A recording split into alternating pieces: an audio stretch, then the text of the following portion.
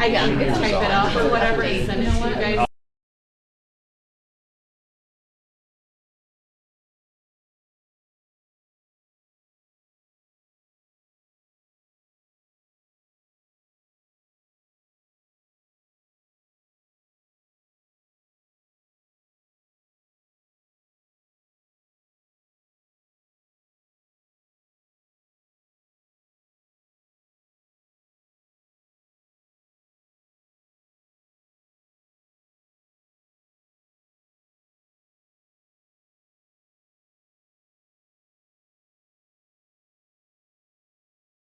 Missing Mark. She's right there.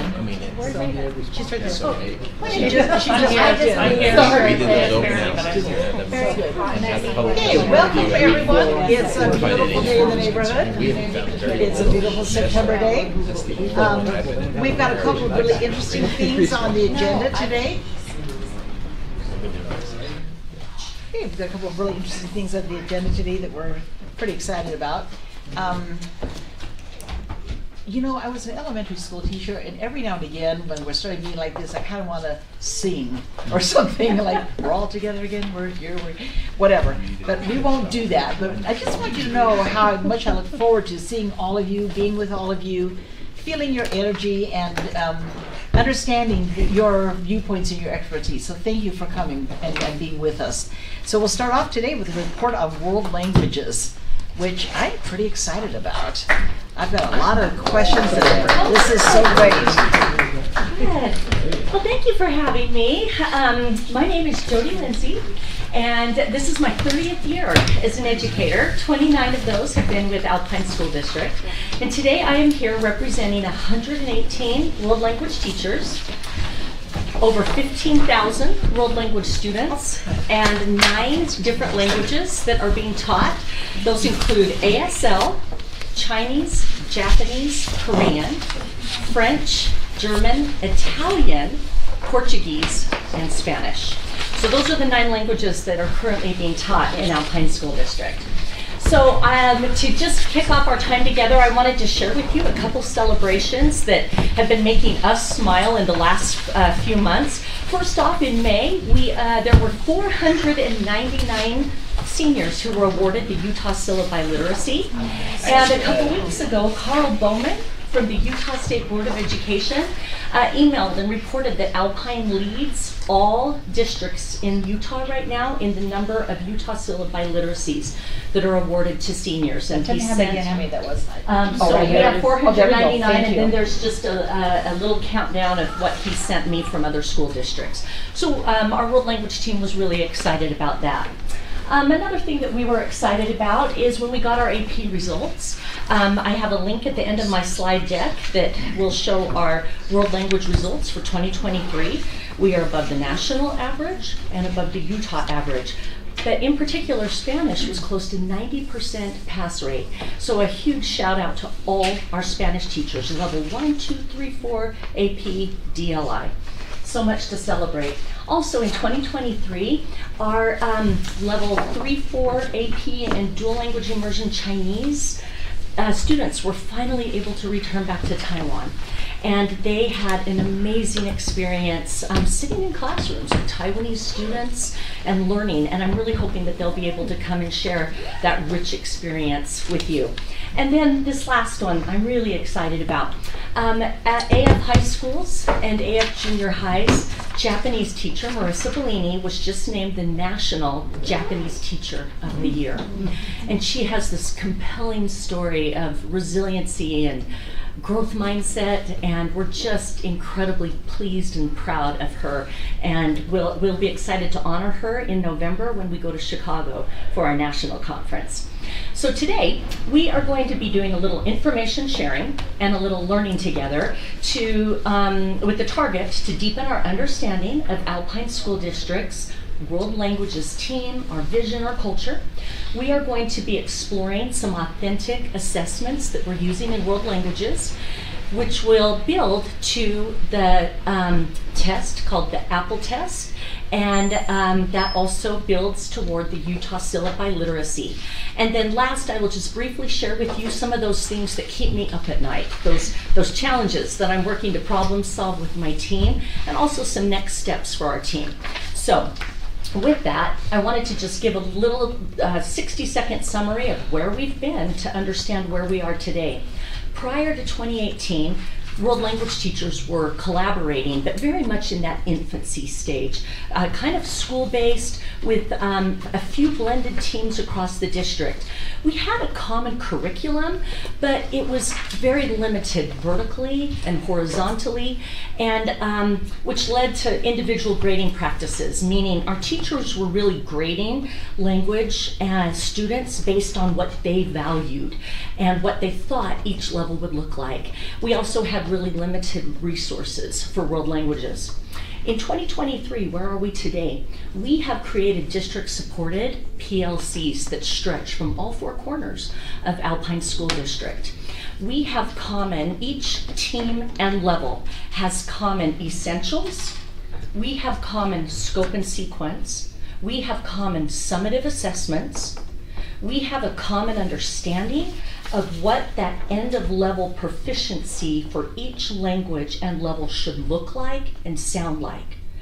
We are also working, a lot of our teams have multiple common formatives, those touch points in a unit, to see if we're on track to get the students at the end of every unit to what our learning targets are. We have those common formatives in place, and that's a place that our teams are working on right now, is to fine tune those. Are they really measuring what we think they are? We have 19 teachers in 2023 who have been trained at the national level on how to determine language proficiency levels in writing and speaking, which has been very helpful in our teams to help us build our collective understanding. We have high participation in professional development. Did you know that on our district-led professional development days, we have about a 93% attendance from world language teachers?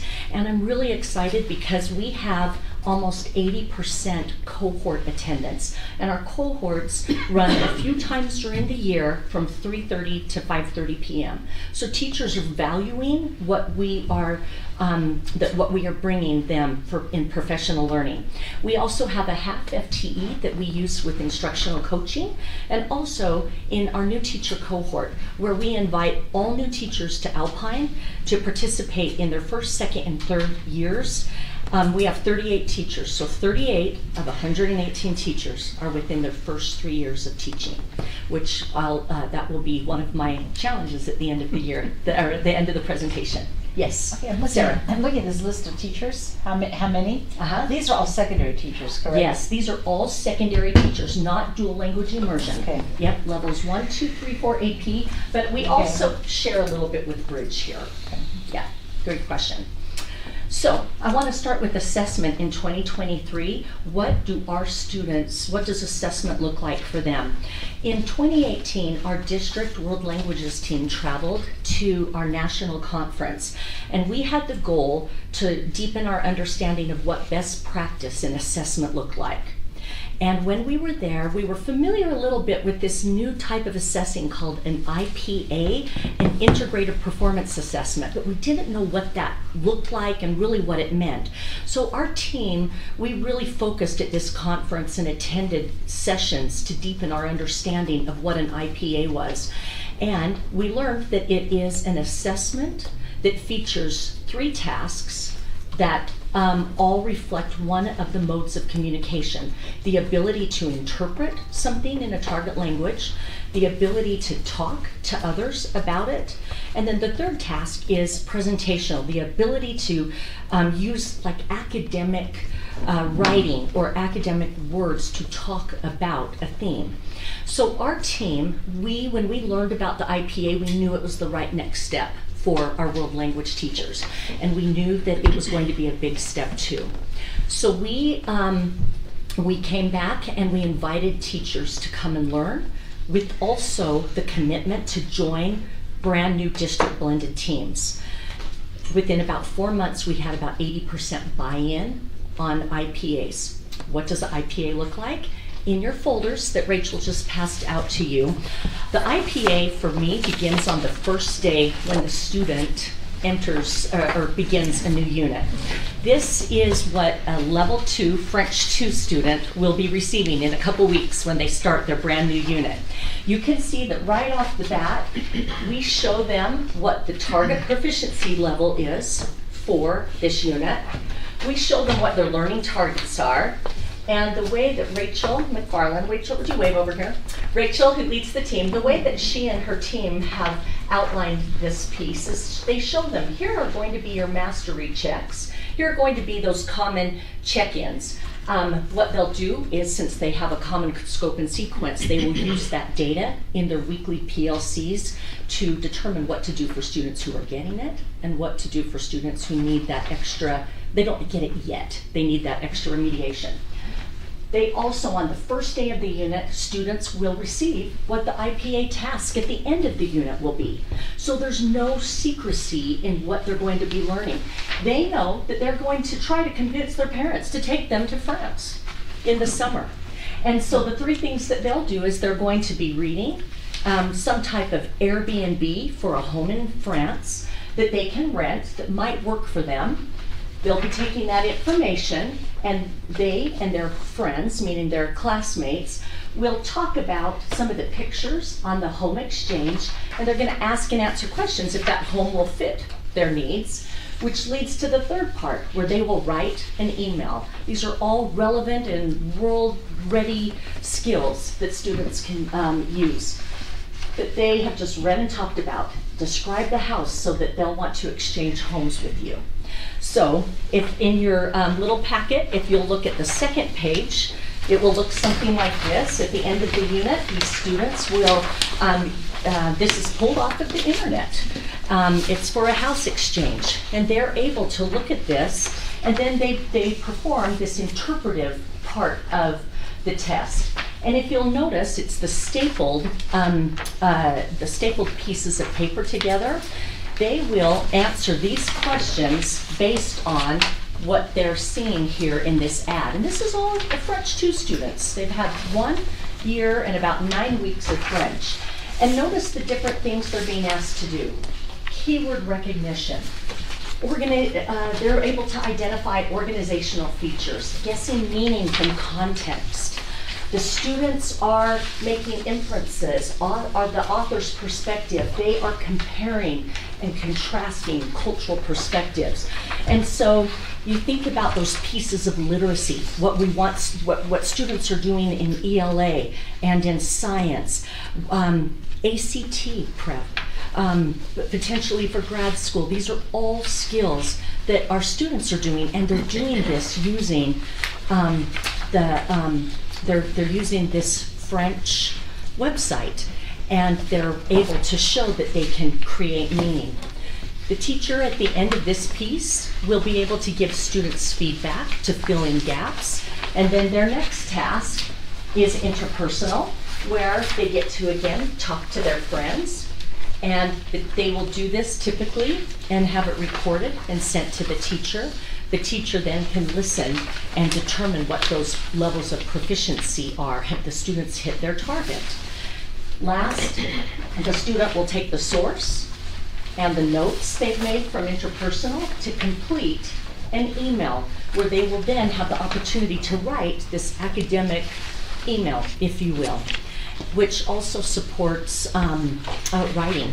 And so we believe that through this IPA, we're really supporting the vision for Alpine School District and those literacy goals that are even made site by site. So, what happened when we started giving this integrated performance assessment is it started to bring questions to us.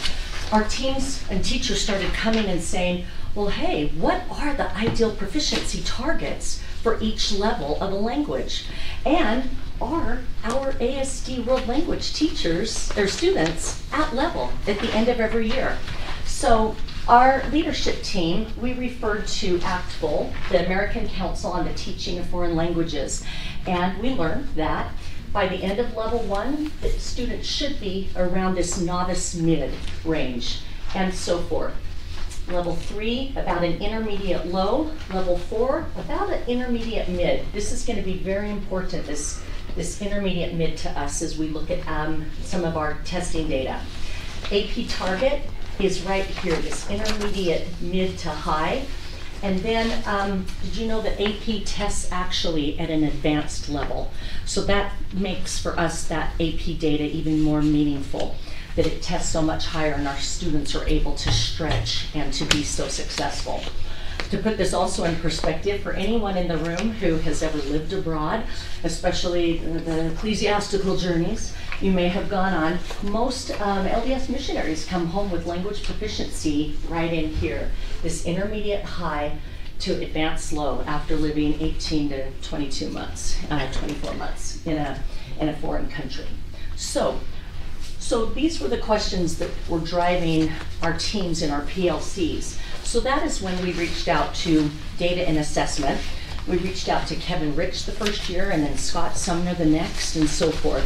And we shared with them our questions.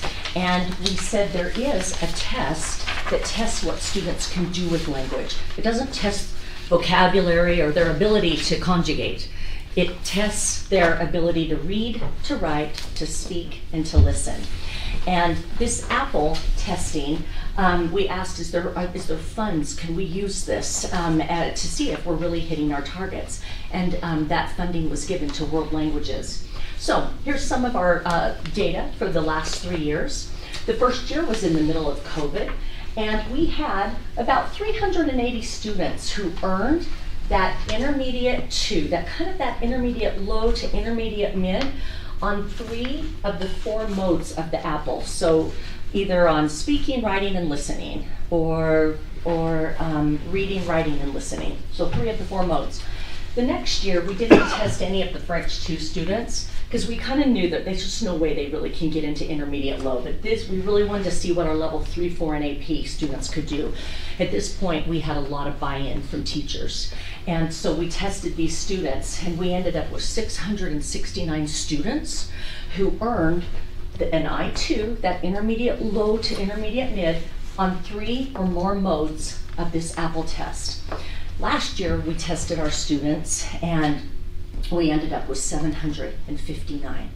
So that excited us, and so here's a little piece of data that might be of interest. Our Spanish 4, in 2021, the little dot here is the national average.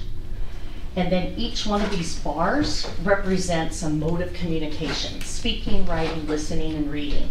So you can see in 2021, we were about at national averages. And you can see in 2023, we are a little bit above. We noticed that the teachers started looking at these data points. Levels 1 and 2 and 3 were looking at the same data saying, hey, what can we do in our level to boost students up so that they can perform better? Also of interest on here, the national average actually has gone down a little bit in each mode. And that is because seat time matters in learning languages. And so I just wanted to show this to you because anytime schools change their calendar, or anytime they change how long students are in classes, it really does for us in world languages impact our students' ability to get to that intermediate low, intermediate mid. And this is, according to ACTFL, about approximately how many hours it takes to to get to that intermediate, low, intermediate, mid. Does this surprise anybody here? No. Okay, so what we did then is we started looking at our Apple data and we thought, I wonder if we have students who qualify for the Utah Seal of Biliteracy. We had heard that that was out there, we didn't know a lot about it. So we started looking into that and we realized that students must demonstrate proficiency, meaning they are bilingual and biliterate in a world language. And here are a couple ways that they can show that Apple score of that I2, that intermediate low to intermediate mid, in 3 of the 4 modes of communication, and that includes for sure speaking and writing, or a 3, 4, 5 on the AP test. In English, students have to score an 18 or higher on the English portion of their ACT test, or a 4.2 on WIDA, or a 3 on the English section of their 9th or 10th grade Aspire test. So we plugged that in 2021, and we ended up with 255 students who earned the seal, and of those, 69% came from this Apple testing. Last year, 2022, we had 371, and this year we had our 499 students, and we're still growing. We're about 72% of these kids come from Apple testing and about 27 from AP testing. We had also some of our students actually earn the seal in 3 languages, which was really exciting. So we were very, very excited about that. How many kids earned it in 3 languages? Boy, I have that data on another slide. Just one, okay. I think that there were 2 this year, and I think there were 4 maybe this year, 3 or 4. This is just a little bit of a graph that just shows the growth in the Utah Seal of Biliteracy. I added some students on that to that 499 because we got our AP test back in the summer and we had some students who qualified that were not with my original numbers. But you can see that the way that we're assessing is playing out in a really positive way in students' ability to use language. So let me share with you what we know. We know that this access to the Apple test is giving our students this amazing opportunity to demonstrate second language ability. So just a quick thank you to Mari Braithwaite, who's here, and to Brian Jolly, to Joel, Scott, and Annalise. They all have been super supportive for all of our PLC work and listening to this. This isn't Scott's first rodeo hearing all this data. And so I just wanted to thank them for supporting our PLCs and because we're supporting teachers and students. I want you to know one of the things we've learned is that when we changed our target to what students can do with language, it has now changed our Tier 1 instruction, and that is important to us. It used to be maybe you took a world language class in high school and you learned memorized phrases and you learned how to conjugate. Isn't that wonderful? Don't you love verb conjugations? But that's where it ended. And for us, it's been now our professional learning is what do we do then to bridge that gap between vocabulary and grammar to be able to do these tasks that you're seeing on the IPA. You don't just jump up and learn those things and be successful. So that is where the professional learning lies with us. One of the things we also are learning is that we are teachers of literacy. Historically, we found that maybe counselors and even world language teachers would say, hey, you know, if you're a multilingual student, if you're a heritage speaker, you don't need to come into my Spanish 3 class. You already know how to speak Spanish. And now we say, come in, because we teach how to read and we teach academic writing. And this, if we're boosting this in their first language, English goes up like this.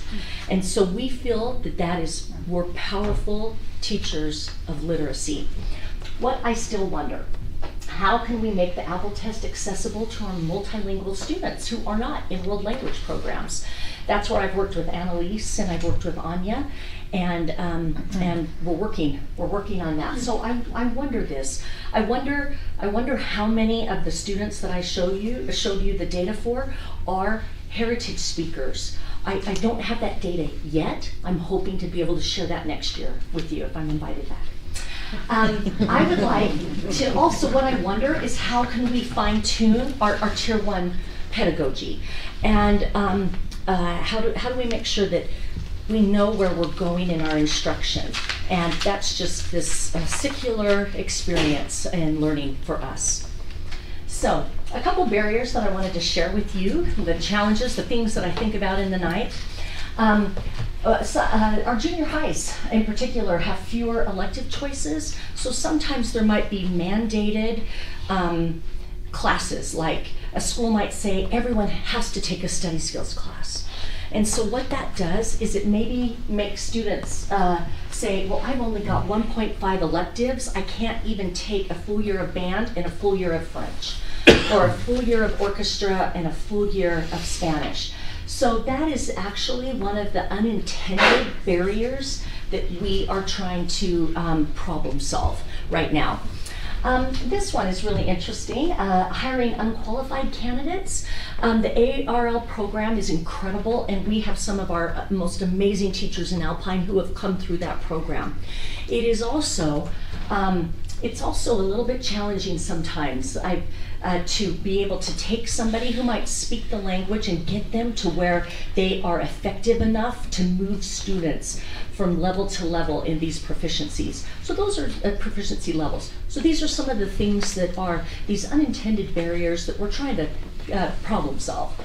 So next steps for Jody and our team. I've created an Apple team that has some of the directors over in Ed Services, and we are right now meeting with the goal to be able to systematize the way that we're finding our multilingual students. We feel that there are students and families who just don't know that we have this testing available, and that's important to us. So that's one of the next steps that we're working on right now. Just so you know, Mountain View High School with Ingrid and one of their assistant principals, she really went to bat for world languages, dug in and found seniors last year that were, that she's like, oh, they're not in a world language class, but they qualify through English. Let's test their native tongue. And we were testing French, Portuguese, and Spanish.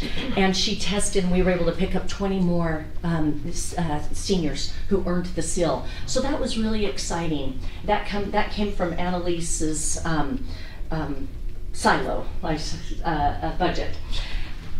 One of our next steps, site CTLs, we would like them to take this Apple data to their school admin to educate them on what a world languages pathway looks like, so that they maybe can be thinking, are there any unintended barriers that our schools have that keep kids from being able to enroll in a full year of choir and world language?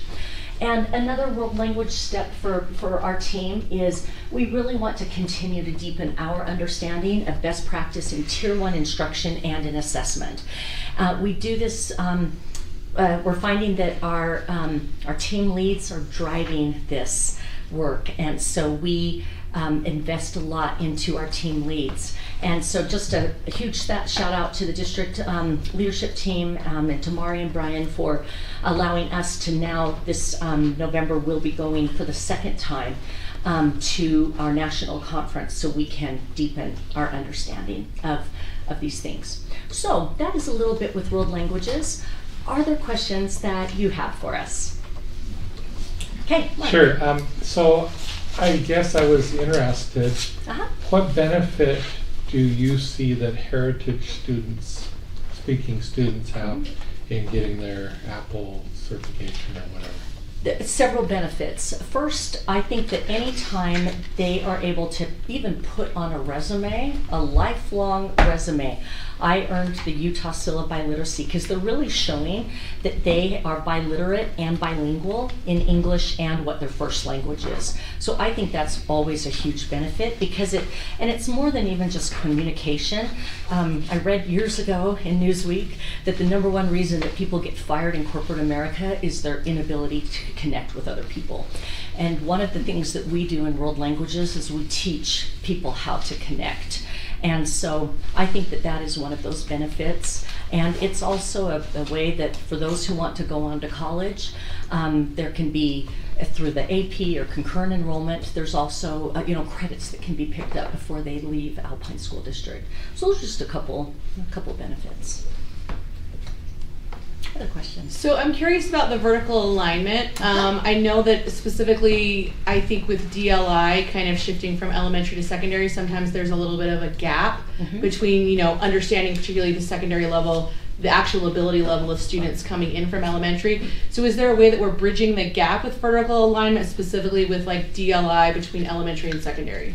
I actually oversee levels 1 through AP, and my colleague Erin Hale and my other colleague Alan Smithy oversee the dual language. So that would be a really good question for them when they come, because that's really their lens of expertise. So Erin Hale, Alan Smithy, yeah, those are the two. Yeah, sorry. My question, I guess, is more directed to Rachel. Rachel, I don't mean to put you on the spot, so you can say I'll email you later, and I'm totally fine with that. I'm always happy to be on the spot. Rachel's an amazing French teacher. But Rachel, can you tell us, what you've seen since, because now you've got 12th graders that were in COVID in 9th grade. Tell me what you've seen, has this been harder on world language? Have you seen the effect of COVID from 9th grade and that they're a little behind, or tell us about that? Great question. So as a result of COVID and losing instructional time, which we went through several school schedules in those 2 years, right? One schedule was a shutdown, very close to, right? One schedule, we were in class, but it was not really class. One schedule the next year was modified instruction depending on number of COVID cases per school. One schedule was to lose Wednesdays.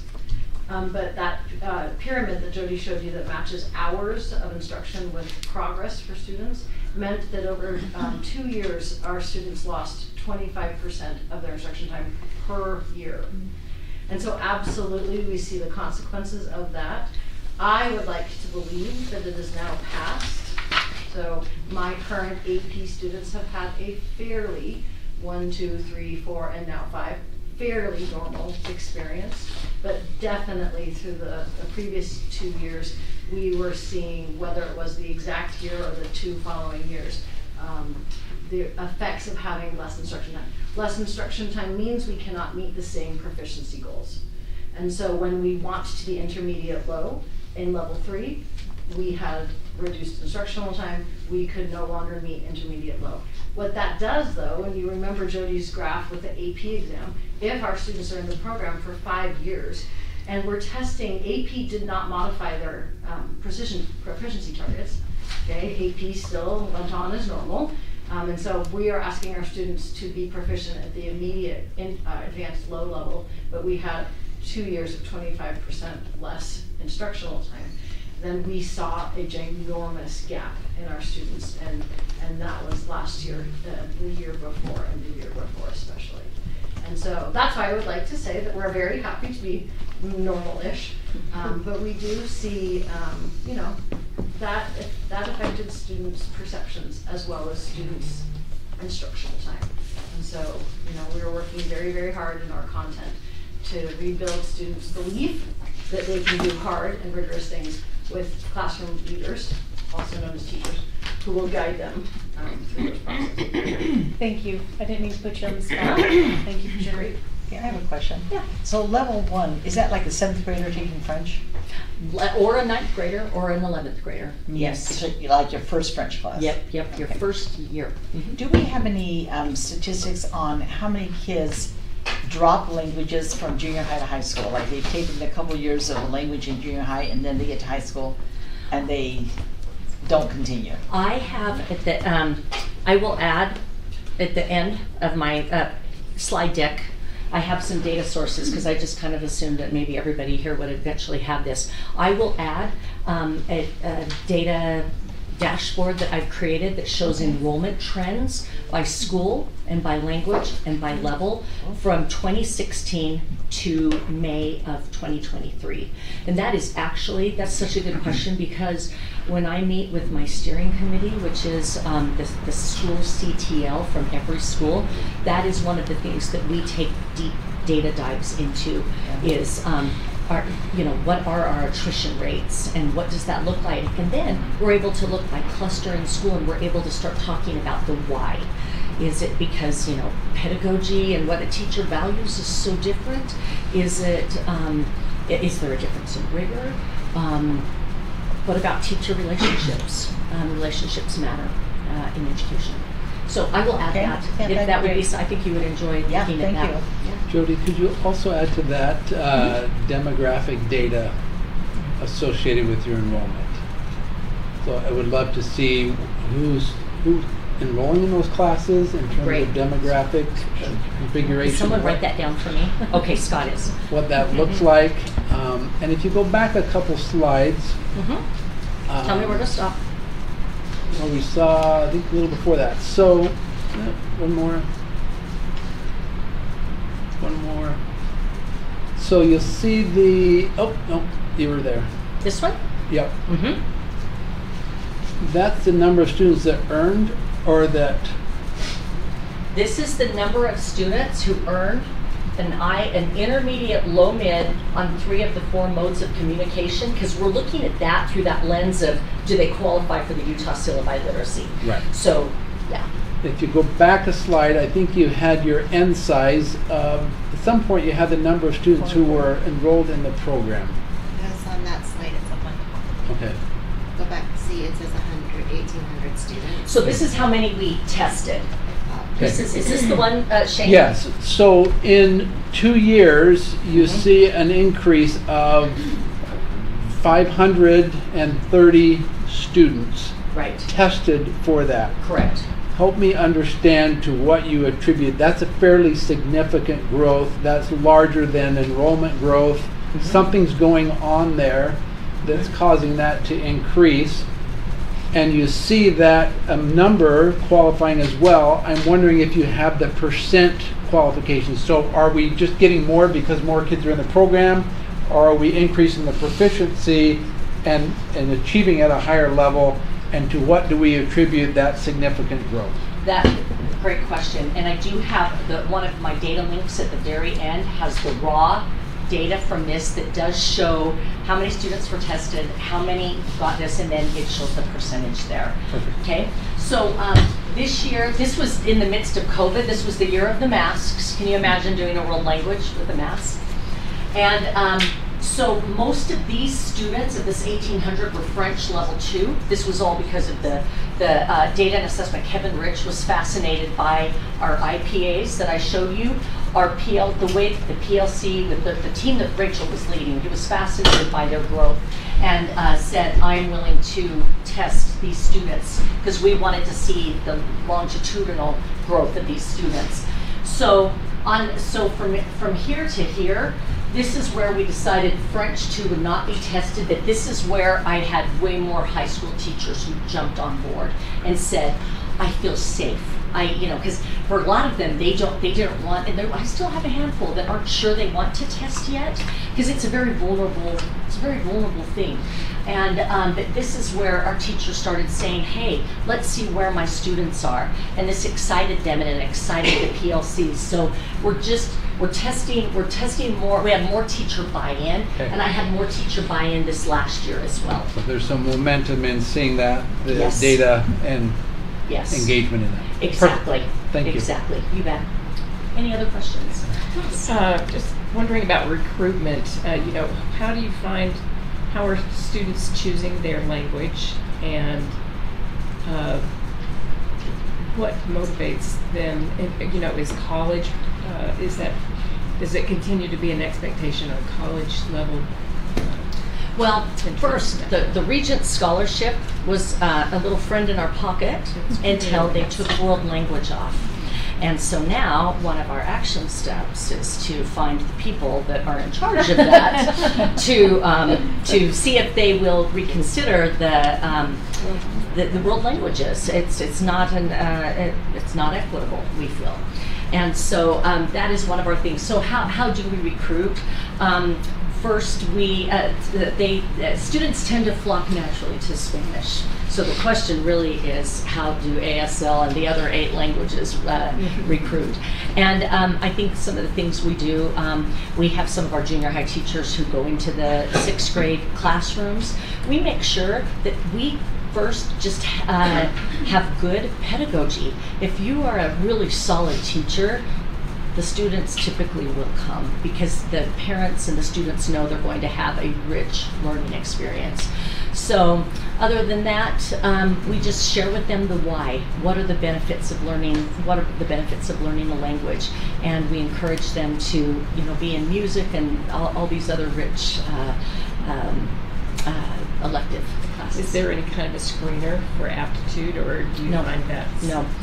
In fact, one of the things that we're proud of in world languages is we have been changing the way that we assess. We are having students who have IEPs and so forth that are actually doing well in our classes. And it's because we spell out to them, it's clarity, right? And we're having the checkpoints. So we feel that we have this myriad of students who are able to be successful in our classes. Doesn't mean it's easy, but we still see these students come in, and we work to differentiate our teaching to match their needs. Could you go back to the slide that lists the languages? I can only think of 7. Oh, do you need? I didn't list them, but I have them off the top of my head. Do you want me to try that again? Yes, I want to. Okay, yes, ASL. ASL. Mm-hmm. And then we have Chinese, Japanese. Did you know that ASD was the first school in Utah to pilot Korean? Oh, we have Korean. We have Korean at Mountain View. In fact, Henry Fung Clegg was invited by South Korea to learn there for 3 weeks over the summer, and he got to learn with a bunch of master's students. So those 3 languages, and then we have French, German, Italian. Well, Italian's taught at Lone Peak, and then we have Portuguese and Spanish. You had Arabic on there. We had some students who tested for Arabic. We have not taught Arabic, but we've had students who, so some of these multilingual students where Arabic is a first language, or it's one that they've lived there for a time and they come back and they continue learning. Yeah, that's super insightful. So what is the process then if there is a language, like how, what's the determiner if you want to, do you have to have a certain amount of students that express interest in one of these languages? To start a new language? Yeah, to start. Well, we can ask our principals that. That's the question that they get all the time. Yes, I know that. Well, for example, Arabic, they were trying to start that at Lehigh Junior, and they had a little committee that had been pressing on them, but they just felt that what's going to happen after Lehigh Junior? Are we going to have the FTE at Skyridge to be able to support students moving forward? And so I think that those are some really hard decisions that have to be made. So sometimes there can be a lot of interest, but we have to look longitudinally. Great question. I have a question, Jody. Yeah, Rob. Can you go to the Jody's barriers? Oh, yeah, I love that one. Okay. Yeah, I kind of thought you might. My question deals with the first and electives, or squeezing, if you will, the opportunity for students to take world language. With the state board's change of seat time, is that a concern for you and your team? Have you talked about that in conjunction with fewer choices, how you will respond so that students still will have those types of options for world language moving forward? Is that a concern, or is that not a concern of yours? I'm not sure if I understood the very first part. What was the state school board? So the state school board eliminated the 990-hour requirement. Yes. So that coupled with this, yes.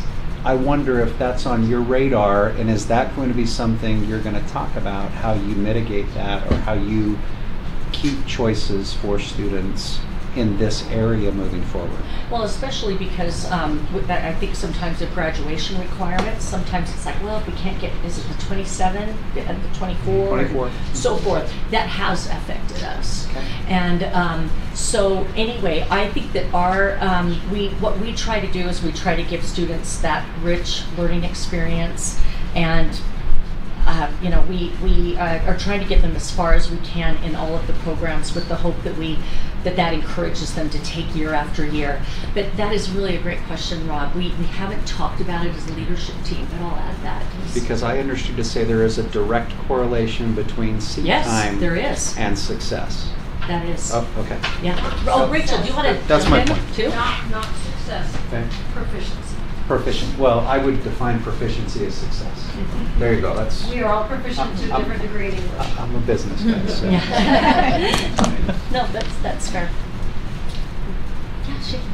Not a question, just a compliment. You fill your own classes. We don't fill your classes with Right. students. So your pedagogy, your connection, your climate, the culture, what you do in those classes determines your end size. We don't send required students in there, so just thank you for that level of excellence that allows for sustainability in those classes as a direct measure of what you do in those classes. So I think that's a compliment to you and your team and the viability of those programs. That's self-perpetuated, self-sustaining. You'd probably love us to require that and send everyone to you, but There's I the pros and cons. appreciate the additional onus, responsibility that you take on to say, hey, my program is up to me. Yeah. And I need to make it viable. I need to attract the students to this by my pedagogy, by my work, by my connection with the students. So that I think is exemplary. Thank you. You're welcome. I'll pass that along to our teachers, and thank you for giving us time to work in teams. I cannot quantify that important piece for us as teachers. We fill each other's holes or gaps, and we strengthen each other. And the PLC time that we spend has been really maximized in world languages. So thank you for that. Did you have anything? I have two questions. Oh, yeah. I'm not sure they're very good ones, but it used to be that foreign language counted as a fine arts credit for graduation, way back in the day, and that a lot of colleges were requiring foreign language. What is the status of that currently? Colleges have dropped world language as a requirement. We also know that when you show that when they're looking at candidates and they see that maybe someone took academic elective class versus something else, we know that that also sets our students apart in a positive way. As far as graduation requirements, I believe that if a student, let me think, the senior year, what is that, Rachel? Level 3 and above language counts as your English credit, your senior Senior English credit. Yeah. Oh. Yeah. Because it's not an English credit, it's actually a language arts elective. Sorry, yes. Ah, okay. There you go. So level 3 and higher. Okay. So I know that you specifically mentioned the trip that the students took to Taiwan. I'm curious, based on the success of that, is there, I guess, I mean, obviously the teachers who were involved in that was a significant investment of time and effort. Is there kind of an interest in expanding that for other language programs, or is that something that you anticipate will be unique to the Chinese program for a while? I'm going to answer, we'll see. I know that as we are looking at what they are doing, we're going to let individual teams decide and teachers if there's just a significant amount of work, as you know, that goes into that, if that is something that they'll want to do. But it was really special to hear Erin Anderson from Skyridge talk about this at our last steering committee meeting. Especially our students are sitting in classrooms with these Taiwanese students and learning for weeks. And it was really a rich learning experience. Do you know how, do you have a nationwide program that you, like, they're doing it right, or how do we rank nationwide, and do you have somebody that you're targeting? Great, that's a really great question. When Rachel McFarland and I, in 2019, we attended, it's called NADSFL, the National Association of District Leaders of Languages, okay? NADSFL. That was one of the questions we went with. Like, I remember talking to Rhonda Bromley and saying, I want to find out, like, Are we in the middle of the pack? Are we behind? Like, where are we? We came back and we felt that we were probably 60% or so. Last year, I reached out to Thomas Zauer, who is one of the national leaders of world languages, and I couldn't believe I got him on the phone. And my intent in this phone call was to learn how I could better support Japanese and Chinese in the IPA assessment. And we spoke on the phone for about 40 minutes, and at the end I thanked him, and this is what he said to me. He said, "Jody, I actually need to thank you. I've been on the phone this week with 2 other districts where I've wanted to bury my head in the sand." And then he said, after this phone call, he goes, "I can tell you that you are light years ahead of most districts in the United States." And so that was for us, I mean, that was a celebration that we were really excited about. We are going to be attending this NADSCO conference in Chicago in November, and that will be one of the questions that Rachel and I will take as we interact with leaders of world languages around the nation. Like, where do we stack up?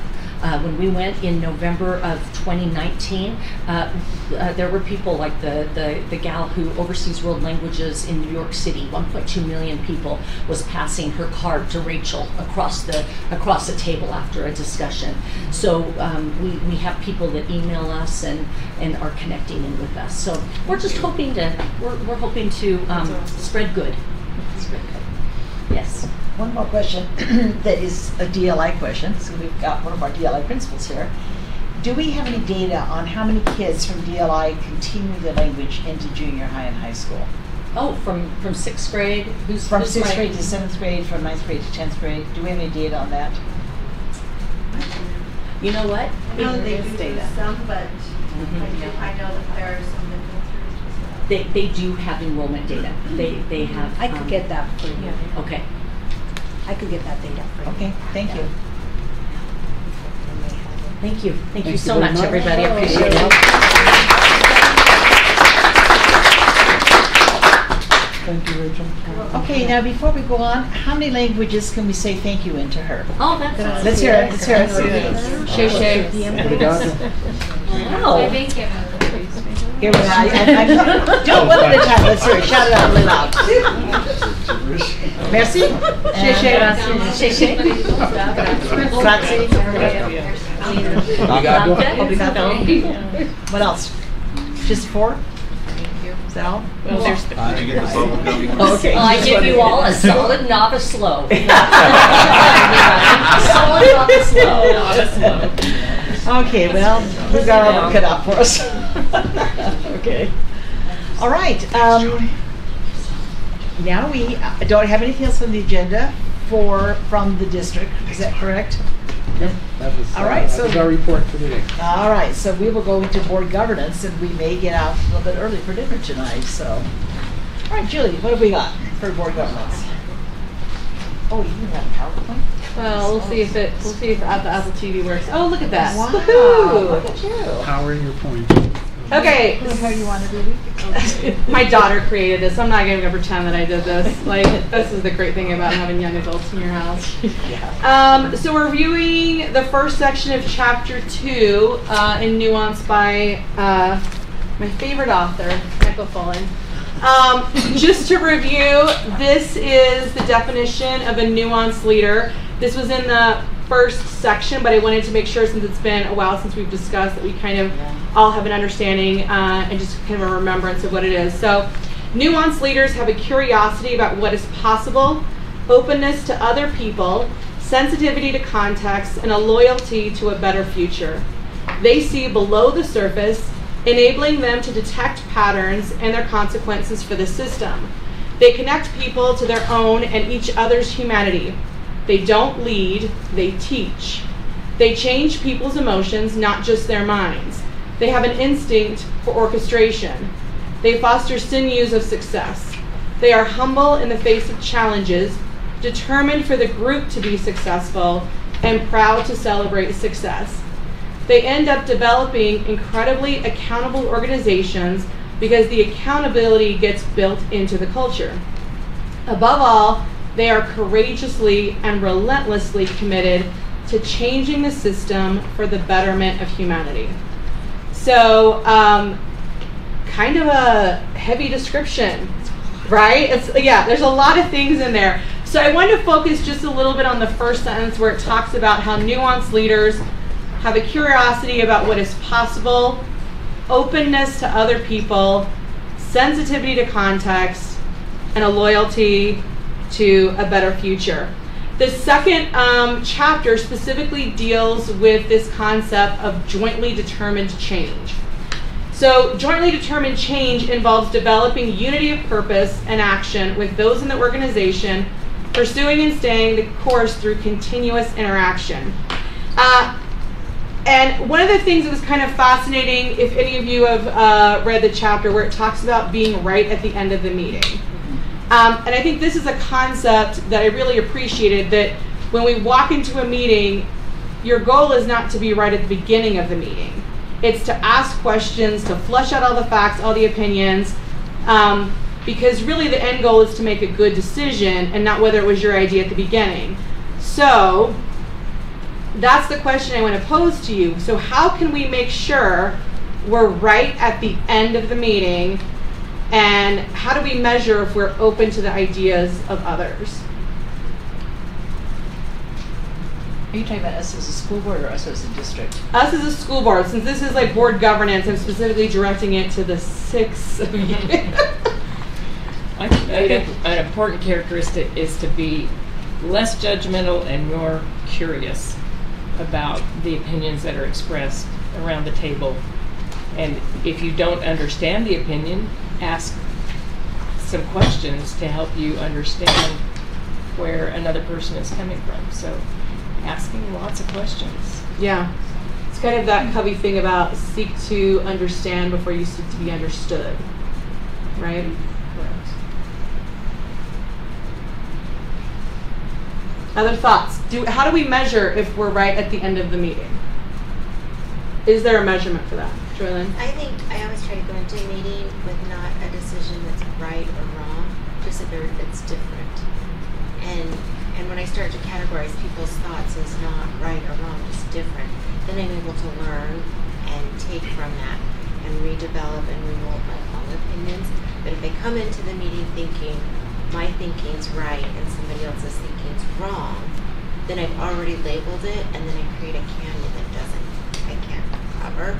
But just thinking that they're coming in with different allows me to honor the other perspectives, and then to take through questions and get to a good or a right decision at the end.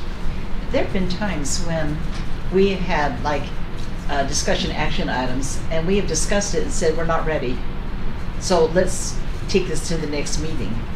And to me, that always feels like the right thing to do, is get more information, discuss a little bit more, share with each other a little bit more perspectives. So for me, that's a measure too, is how flexible we are, how often we are willing to admit we're not sure or we don't know right now. One of the other quotes from the book talks about how you should learn from and within the group. And so I think one of the things too is just to be, we talk about how one of our goals is for students to be lifelong learners. And are we modeling that with us as board members? Are we seeking to understand?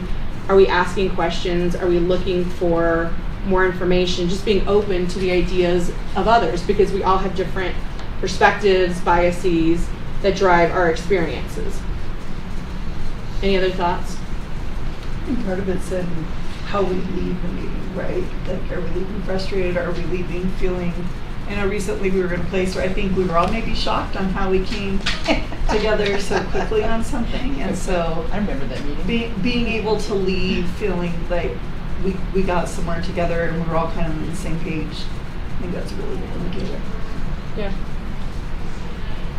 I think you can participate, Shane. I just don't want staff to feel, because they didn't read the book, I want them to feel like they have to. Most have read the book.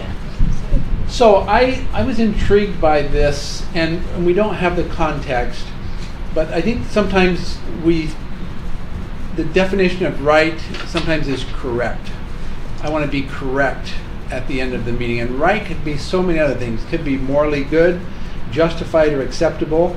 So at the end of the meeting, I still want to be acceptable to the group, to be justified or understood or made right or morally good.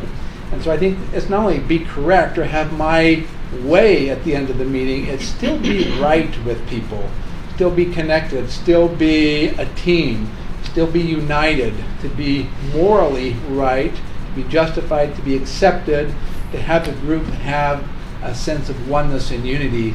To me, that's not only, it probably means be correct or be accepted, and have your ideas right at the end of the meeting, but I also think he means be right with the group. Don't, kind of what Stacy was getting at, are we leaving that meeting right?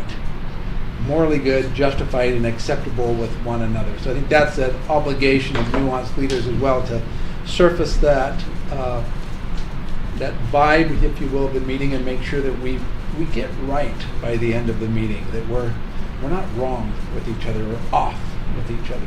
I think there's two things that play into that. Did I interrupt? No, go for it. One is respecting each other and knowing that I don't have all the answers, but that other people know a lot more than I do about various things, and being willing to listen to them. Well, we'll stop right there. That's good. What were you going to say?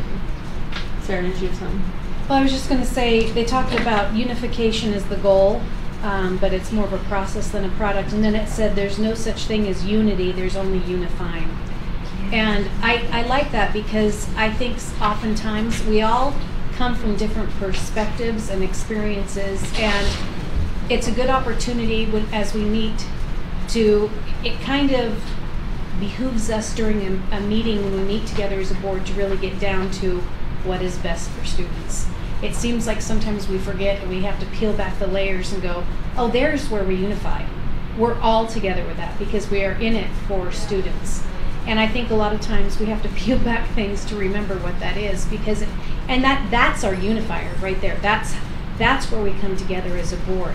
I don't think any of us expect unification in the sense of, I need you to think like me, as much as is our goal the same. And I think, yes, it is, but we all have different ways of thinking how that looks.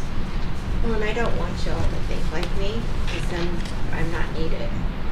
Like, if we all think the same, then it could be a board of one. So I think getting to that spot where everybody can bring their thoughts and perspectives to the table. I think you guys have a lot of you have touched on it too, that nuanced leadership is relational, and that's a significant piece of it. So this is just like, I'm going to give everybody like a minute or so to kind of like self-reflect on some of these questions before we move on. But just to think about what are the characteristics of a nuanced leader. I mean, we talked about that massive description in the very front of the book, where it talks like that long paragraph about what it is. But like, if you could nail down specific characteristics of a nuanced leader, what would be on your list? And then the second question, what skills of a nuanced leader do I have? And then what skills do I need to develop? So this is, like I said, rhetorical question as far as I don't want anyone to answer out loud, but I'd love for you guys just to, if we could all self-reflect for a minute or so, and just jot down any thoughts we have for ourselves as like a self-assessment.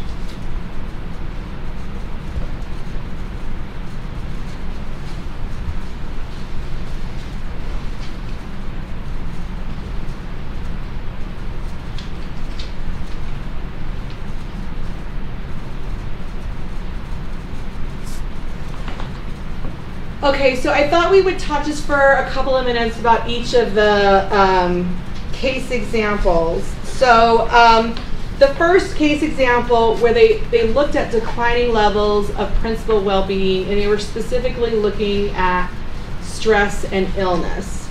And I think one of the things that stood out to me is they were talking about what beliefs do principals hold about what their roles should be, and that a lot of principals have this idea that they have to be everything to all people. And I think that's one of the challenges, right? Principals want to make sure that all the discipline is handled, that parents are happy, that the safety of kids is taken care of, right? Like there's a long list of be all things to all people, not to mention being the lead learners in the school. So it's kind of a hefty dynamic, and it made me think a little bit about some of our Hanover results that came about, where it talked about how one of the things that we've heard repeatedly from our staff is there's just not enough time. There's not enough time to do all the things that need to get done. And so it made me kind of look at those results through a different lens of, I think the Hanover suggestions were like, oh, we've got to teach people better time management skills. I'm paraphrasing it poorly. But I was kind of like, I think it's just we ask people to do too many things in a day. So is there a belief system that we need to shift into, with our staff? Is our staff approaching it from a belief of, I need to be all things to all people? And can we shift that dynamic to, I need to be healthy to be helpful? And it's kind of that concept of you can't pour from an empty cup. And so I thought it was kind of interesting about how really looking at the pieces of it were about belief systems and less about, I think, more concrete things. It was a little bit more, a philosophy versus an application, I guess, which was kind of interesting. So there was that shift from focusing on resilience and well-being to really evaluating and instituting new behavior based on those belief systems. That shift from I need to serve everyone to I need to be healthy to be helpful, which I found kind of fascinating. Case example 2. Oh, sorry, did you have a comment, Julia? Oh yeah, it goes back to that, if leadership was just that easy, it would be like a crystal clear book how to do it. That shifting belief systems, it takes a lot of introspective and a lot of reflection. And that's something we ask teachers to do as part of the Utah teaching standards, is to spend a lot of time in that reflection. And if we're not willing to do that reflective work ourselves, then it's really hard to have principals do reflective work and teachers do reflective work if we're not modeling and leading out with it. Yeah, it's a valid point. Well, I think we have to be patient with it too, because it doesn't happen quickly a lot of times.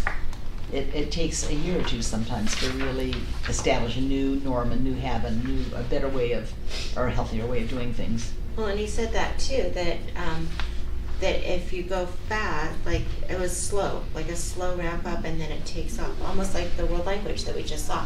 It started slow and now it's taking off. And you have to allow it that time to start slow, instead of what we do in education so often is we just, oh, it didn't work on the start slow, so let's try something new. Let's add something new. Let's add to this. And we just keep piling on instead of sitting in that moment and letting it do its magic. And I think they demonstrated that joint determination as a world languages team. And that's something that we can work at achieving. Well, and a lot of times I think referencing what you were saying, Drillin, about, we kind of have this thing of like, oh, if it's not working immediately, we switch to something else, is that, there's an implementation lag. Whenever you put something new in, right, there's a learning curve for, okay, there's going to be a lag in implementation because it's a new program. And so you've got to figure it out and take time to develop it and learn how to teach it and things like that. So it makes it a little complicated. And too often, we're not willing to take into account that there is that implementation lag. I don't know how I got so lucky on this one, because I do not like NPDL, and this was absolutely about NPDL, and I was just like, how did I get assigned this one?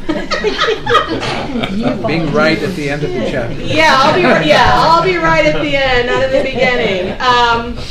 So I'm not going to talk about this example a lot because, like I said, I don't love NPDL. It's weird, we've not heard you say that before. I know, right? That's brand new information. So a couple of things that I did like is talking about, are we aligned on paper but not coherent in practice? And then to make sure that we avoid the top-down approach and focus on classroom-level ideas. So are we allowing schools to develop their own innovations? And I will say that's one of the things that I really appreciate that we've been working on with the strategic plan, is it is not like, yes, there are some pieces that are like, here's the overall vision. But as far as the details, it is absolutely school-driven. And that's one of the things that I've really appreciated. So I was able to go to my cluster meeting yesterday, and it was fascinating to hear how schools are absolutely implementing their own ideas about what innovation and what connection looks like in each of their schools. So it was really just a phenomenal dynamic. I was telling Shane earlier today, I said the meeting was different than one I've ever been in, because the whole purpose of cluster meetings is to get into those really difficult, kind of crucial conversations about this is what's going well and this is where we have massive gaps. And it was fascinating to me. It was the first time I'd ever been in a cluster meeting where there were very few complaints. It was very much driven by things are great, the school year's going well. Yes, there's some pieces that we're struggling with, but we're cohesive as a team. We've got a school vision. Just, the connection with parents, with community. It was just phenomenal. And so I wanted to highlight just a couple of things. Not all of these are in my cluster, but specific to like a couple of teachers I know, so I wanted to share them. This one is Sage Hills, and if you don't know, they have a phenomenal art teacher that I cannot say enough amazing things about. And so I wanted to share with you guys a little bit of what they're working on in their art class. And I'm just going to read what the teacher explained because I can't explain it. So it says, our collaborative unity quilt inspired by contemporary textile artist Liz Elliott, who uses a computer coding program to generate compositions for her fabric quilts. We did a little math and figured out how much space we needed to display each quilt block. Every student, including kindergarten, pre-K, and life skills, will create a quilt block.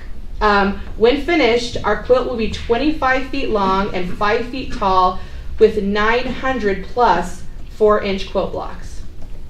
So as we talk about, what are our specialty teachers doing as far as integrating things like coding and math into art, I thought this was like a phenomenal way to also make sure that every student was able to participate and be a part of this collective design, which I thought was super cool.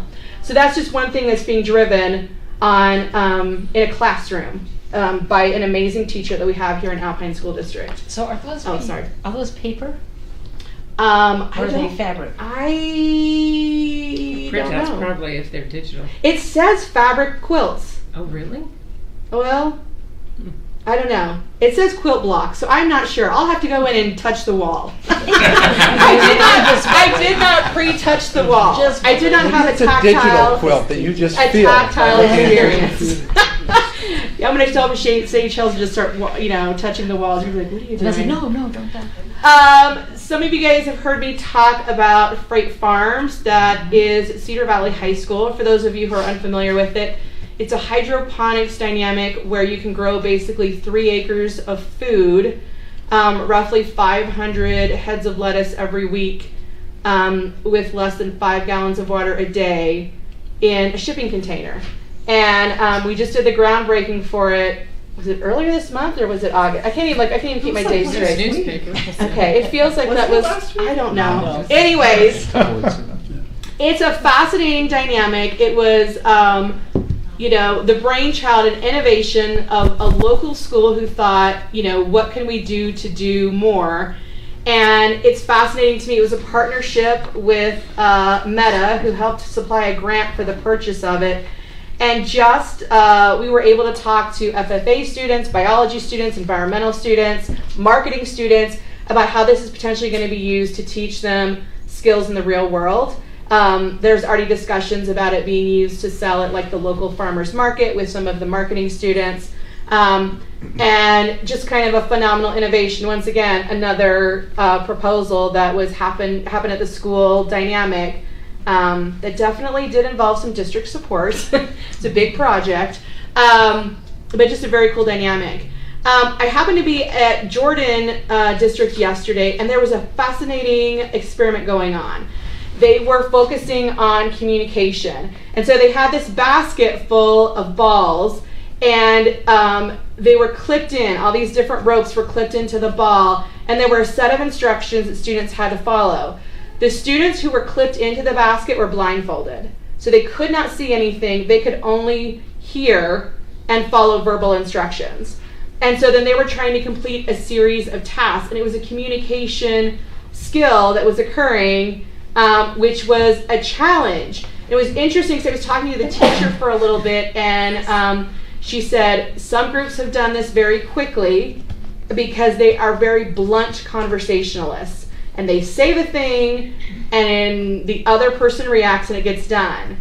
And she was saying some groups really struggle because sometimes our communication is not clear, and so that sometimes the students who were maybe short and would not have been seen as like a relational dynamic were the most successful at this. It was just a fascinating way to show another way teaching communication skills in like a non-traditional way. That was great because the level of engagement with the students was very high. Everyone was very involved and focused on the task at hand.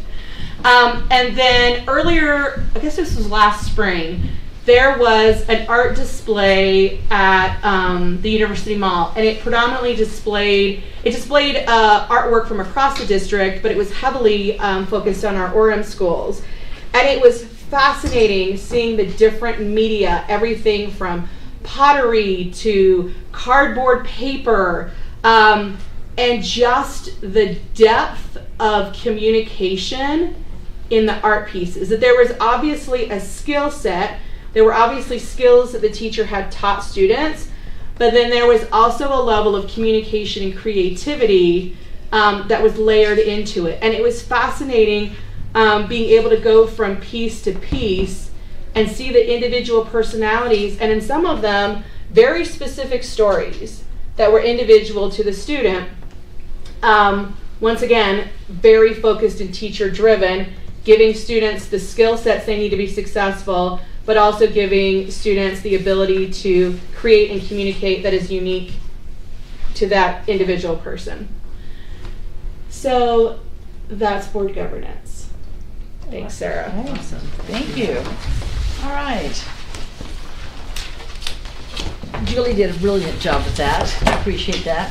It's given me some things to think about, and I would encourage other board members to look at the schedule and look ahead and see what you've got coming down the road, because a lot of the things Julie used were things that she has pictures she's taken previously, and she's said, oh, I've got a way to illustrate that or that, as well as look at the content of the chapter. So very well done. Thank you. And is there anything else that needs to be brought before this group before we dismiss for dinner? Seeing none, then we'll dismiss this group and let's go ahead and go into dinner. And we'll be back in the boardroom at 6 o'clock. So who do we thank for our tablets? That was from here.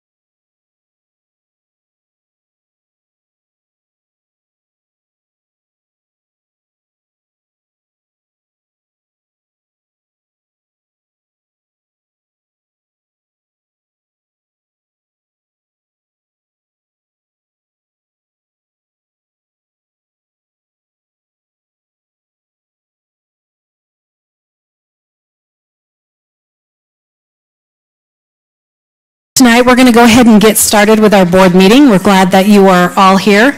To start us off this evening, we'll go ahead and have the Pledge of Allegiance by Rob Smith. Ladies and gentlemen, please rise and join in the Pledge of Allegiance. I pledge allegiance to the flag of the United States of America and to the republic for which it stands, one nation, under God, indivisible, with liberty and justice for all.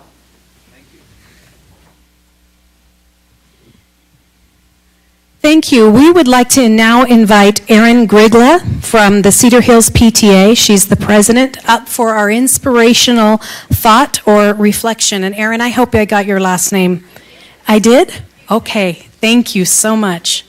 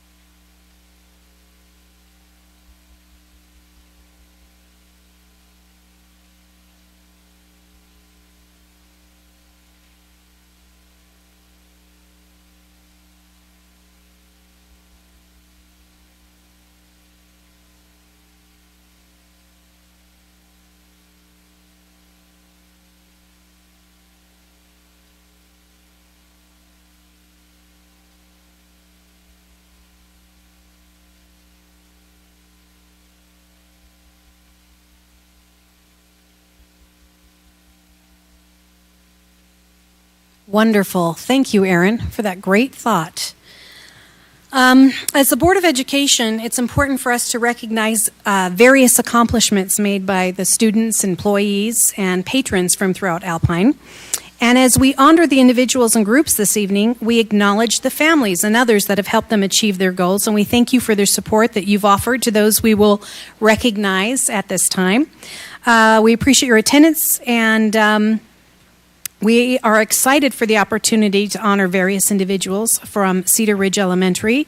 And I would like to invite up right now Shelley Butterfield. She is from the Alpine Foundation and will make our presentations for our You Make a Difference Award. So come on up, Shelley. Thank you.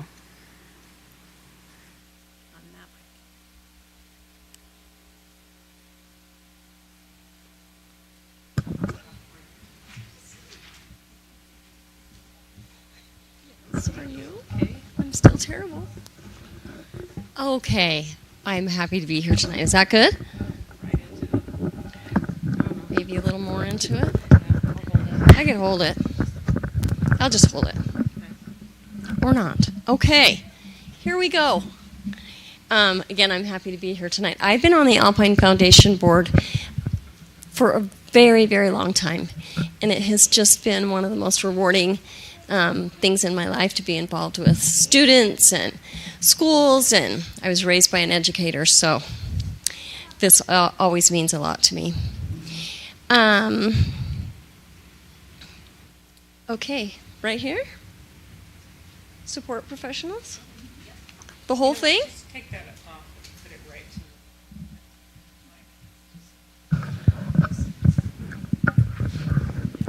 How do I do that?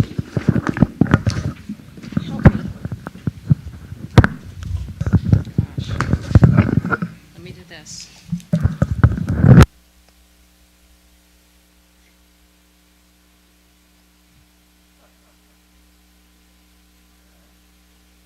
Oh, okay. We're all afraid We of had being to undo it. too heavy-handed. There you go. All right, here we go. We're going to start with two support professionals. Neil Corey, he is always willing to help with a smile. He keeps our school looking great and in tip-top shape. He takes pride in his work, and we are so lucky to have him here at Cedar Ridge for over 20 years. He's the best. We're having people come up as, okay. Come on up, Neil. Okay, when your name is read, will you come up and stand in front? Okay. So as I read your name, come up, and we have a couple of things for you. Thanks very much, Neil. Next, we have Cynthia Klemsha. She was helpful and patient last year as we worked through issues to modify our lunch menu quite frequently due to shortages.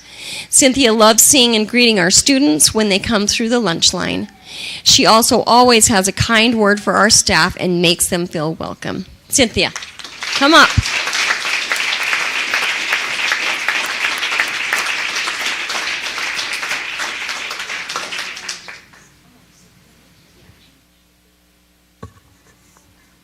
Okay, now we're going to move to teachers, and we have 3 teachers. Reed Wilmore. He is an amazing teacher who connects with his class so that he can get the most out of his students. He's able to see into a problem and see amazing solutions as well as possible pitfalls that need to be avoided. We're lucky to have him at Cedar Ridge Elementary. Reed Wilmore.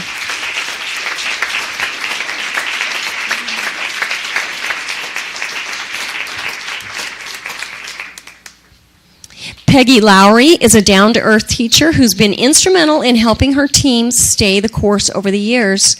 She calmly takes care of her students and helps them reach beyond where they are. She was an integral part of her second grade team that was able to maintain growth last year when most of the second grade across the state dropped. Yay, Peggy.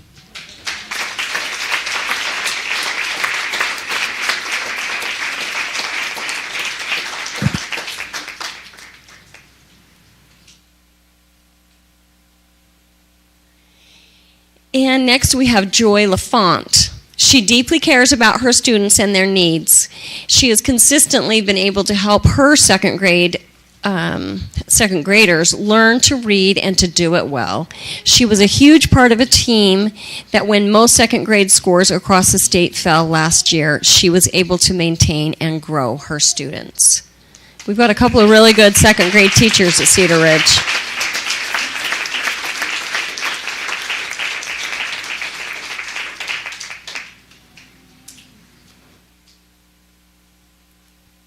And next we'll be recognizing 2 volunteers. Erin Gryla, I hope I said that close, is the PTA president this year, but she's certainly more than that to Cedar Ridge. She has volunteered for many years, helping in classrooms, field days, PTA events, and fundraisers. She's also been behind the neighborhood effort the past couple of years to bring in snacks and drinks for the faculty and staff towards the end of the year. When a boost was needed. Are you here, Erin? Oh, there you are.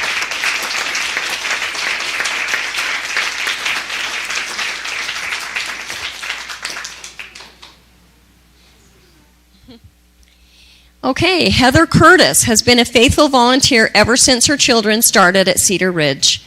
She helps in the classroom as well as helps with the take-home reading program. This year, she's on the PTA board and she comes in every Friday and washes the water bottles for her daughter's first grade class by hand. And I'm sure those all really need the wash. Heather, you're amazing.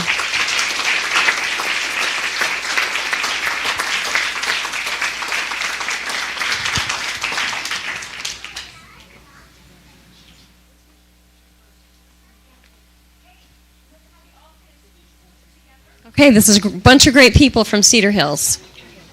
Cedar Ridge. Listen, you should get in as a foundation member. Do you mind getting in?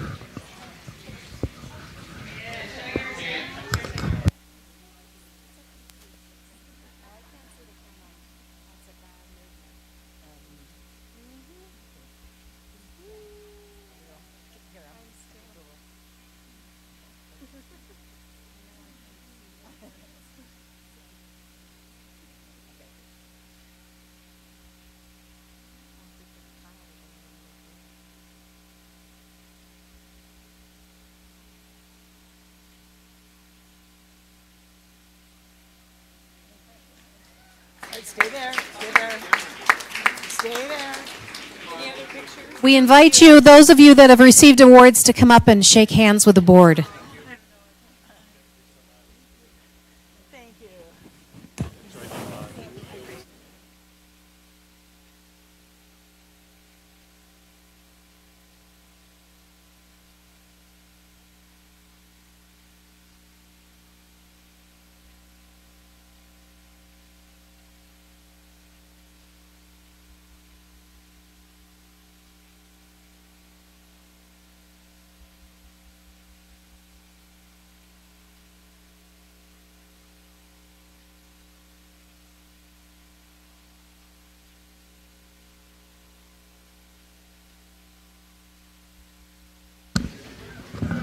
It's a great thing to be able to have the opportunity as a board to recognize these wonderful support professionals and teachers and volunteers.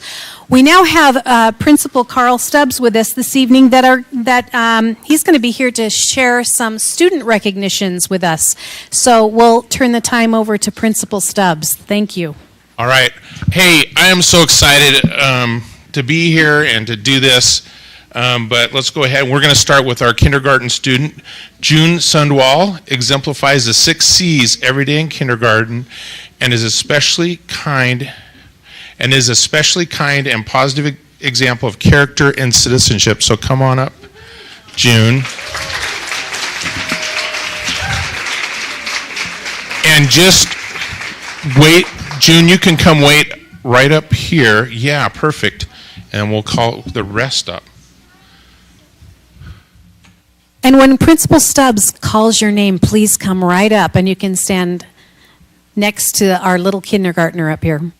All right. Next is first grade, Rosalie Vasquez. She's a good friend and a great role model to her classmates. She works well with others and is a good listener and always does her best work. She makes Cedar Ridge a better place.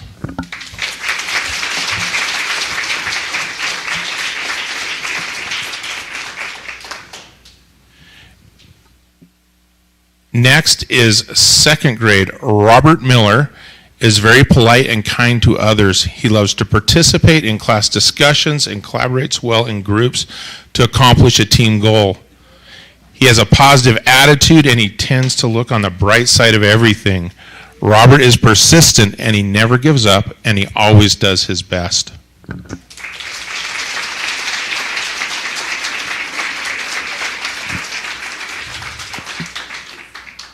For third grade, we have Edmund Martinez, and he exemplifies the 6 C's. Edmund is always willing to help us and has a great attitude. Edmund has integrity in everything he does. Oh, my eyes are going bad, guys. He is willing to help, is highly collaborative, and shows great character in our classroom and throughout the school.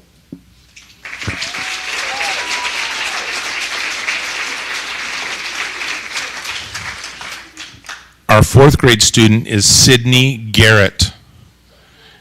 And Sydney is such an awesome example of Cedar Ridge's 6 C's. She exhibits outstanding character, is kind, and always shows respect to others. She communicates freely and is a leader in asking questions or sharing strategies to help her peers. Students like to collaborate with Sydney because she listens and gives feedback. She is a valued asset to our class and community. Okay, now clap. Sorry. I'm a slow reader sometimes. You're good. For 5th grade, we have Lucy Knowlton. And Lucy is a great example to her peers. She is a hard worker, kind to her classmates, and stands up for them when others might be putting them down. And that's, yeah.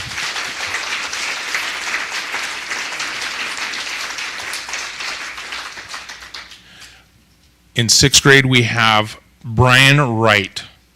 And Brian is a very conscientious, Bryn, I'm sorry.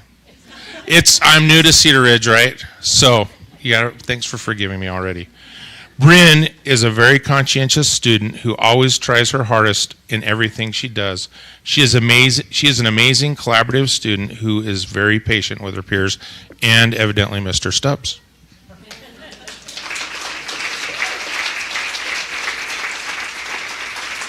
Next, we have Tilly, and Tilly, I might mess up your last name. Tilly Desjardins.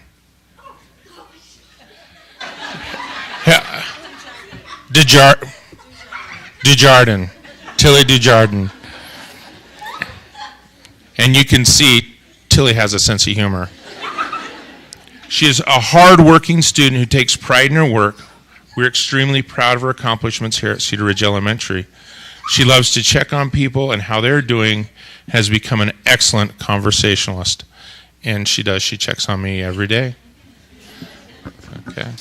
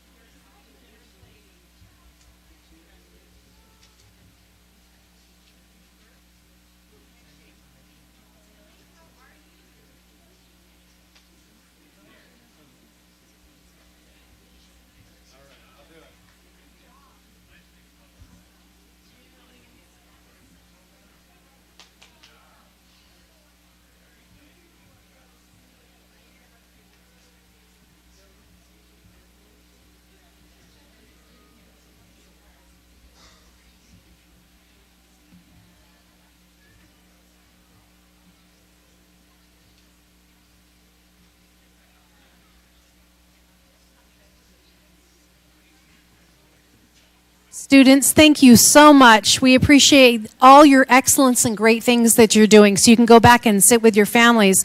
Those of you that are here for these students or for those that were recognized this evening, will you please stand? We just want to see who these support people are.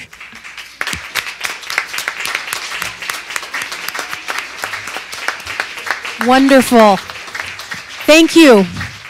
It's important for us as board members to see that really it's the support of families and parents and working together with the district that makes the success of students, and we appreciate that. We're going to turn the time over to Principal Stubbs for a minute to just give us a little information about Cedar Ridge. We know that you're new this year, Principal Stubbs, but we would love to hear a report about Cedar Ridge. Well, I'd love to talk to you guys about Cedar Ridge because it's an amazing place. I've had the privilege now of being in 3 pretty distinct locations in the district as a principal. Pleasant Grove, Eagle Mountain, and now Cedar Hills. And so I've got to see kind of the gamut. And let me tell you something about Cedar Ridge is that I'm going to say we because it's not a they anymore, we have a staff that is just amazing. When you look at a veteran teacher, somebody who's very seasoned, knows what they've been doing, has been doing it for a lot of years. It's crazy how much and how quickly they can move with students. And I've seen a huge impact. If you look at our test scores, which I'm sure you guys have, they're second only, I think, one other school in the district. And we're planning on beating them this year. We'll see how that goes.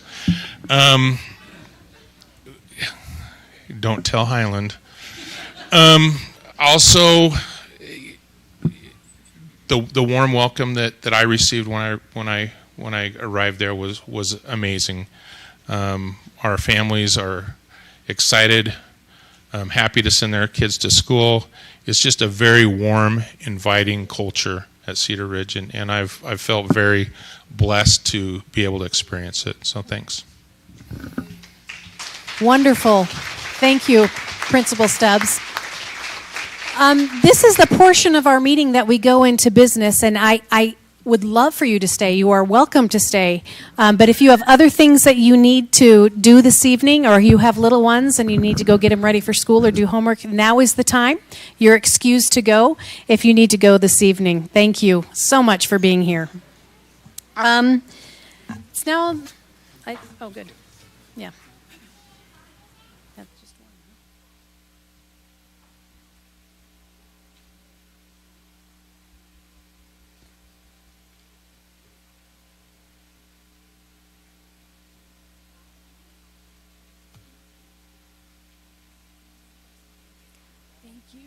Good job. See you later.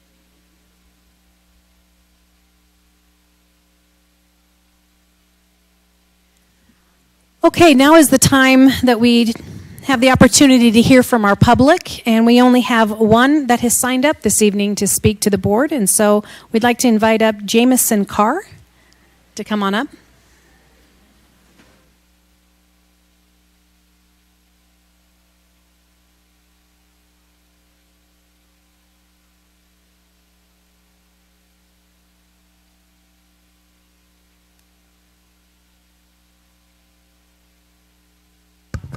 Better? My name is Jamison Carr. I'm here with my wife, Christy Carr, and a few days ago we read an article that highlighted over 100 reports from 2017 to 2020 of sexual assault and harassment that were mishandled by the district. We were both raised in this school district and have a 5-year-old daughter with autism who we just sent to kindergarten this year. Girls with developmental disabilities are at a higher risk of sexual assault than their neurotypical peers. So we're here for our daughter, Lily. I'd like to read a definition of sexism that I found on AmericanPsychologicalAssociation.org. We define sexism as individuals' attitudes, beliefs, and behaviors, and organizational, institutional, and cultural practices that either reflect negative evaluations of individuals based on their gender or support unequal status of women and men. According to the Assistant Secretary for Civil Rights, Catherine Lamont, Alpine School District failed to meet its Title IX obligations to protect students from sexual assaults, including these actions by district employees. And the district operated a broadly non-compliant system for responding to sex discrimination in its schools.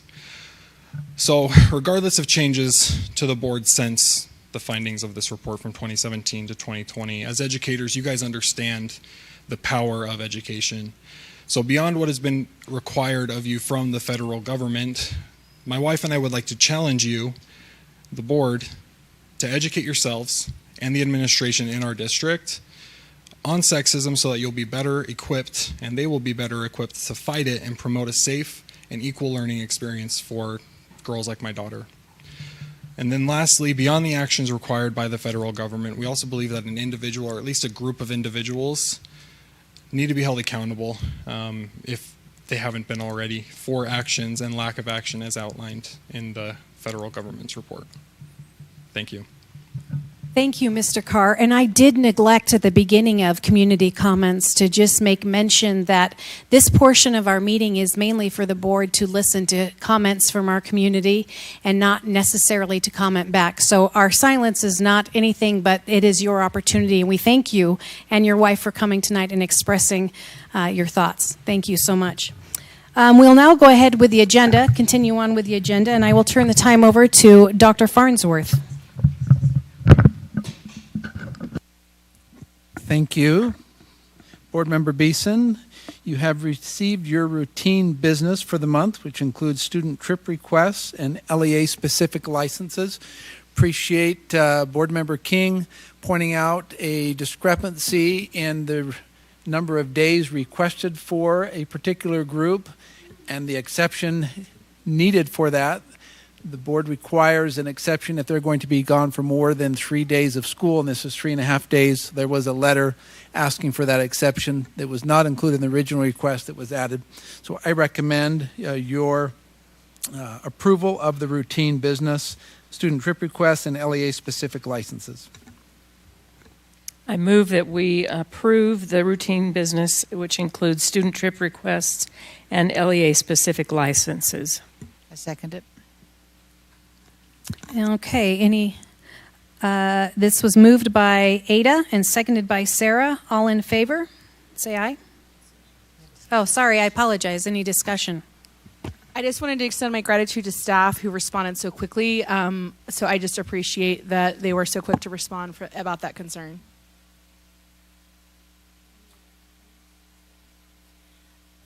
I have a comment that just something for our teachers to think about is sometimes we have 2 or 3 groups going to the same place and we have very different costs to the trip. And I don't know why that is. That maybe they have a donor that's helping to cover it or something, but I want to make sure that our trips are affordable for kids and that it's not going to be a hardship on the family. So when I see a trip that's $1,700, I really worry because when my family was young, I couldn't have afforded that much to send one child on a field trip. So I just would like to encourage our teachers to make these trips as cost effective as they can, and also to make sure that the gains that the students are getting in terms of learning justify the cost of the trip. Maybe I'd just like to maybe follow on with Sarah's comment. I was at a community council meeting today, and even though we try to make the votes for trips anonymous, it's still often people are reluctant to say something, even if they're having a hard time with their family budget. And so, yeah, I think that's really important, and maybe for the public, we really consider that, and we kind of agonize when we see large budget items, because we know it has an impact on families.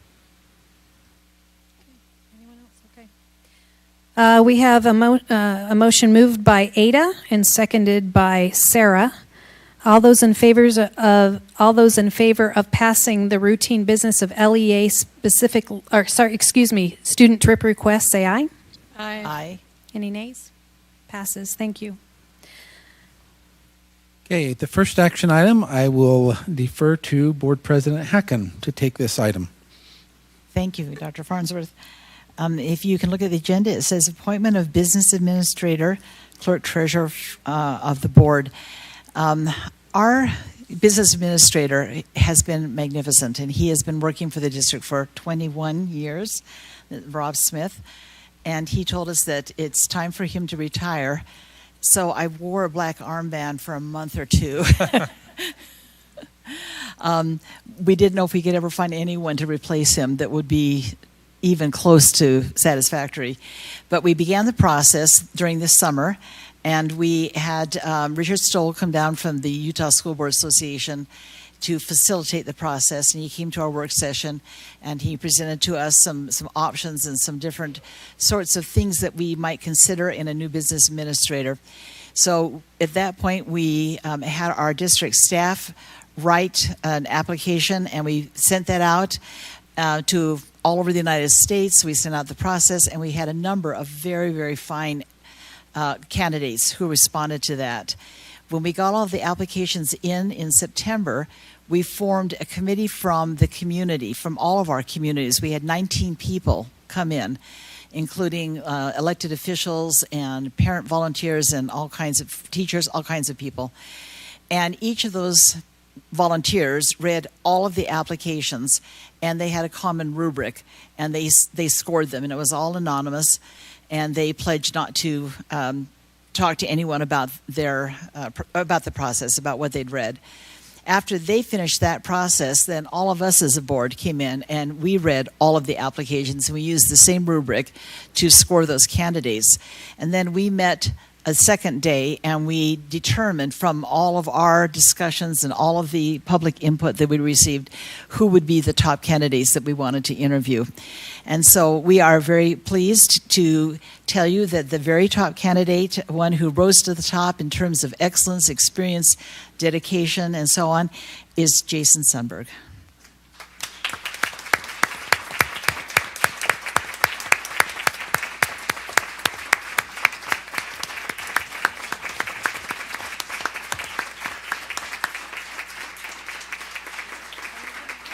So we were very pleased. We offered him the position, and his wife said yes.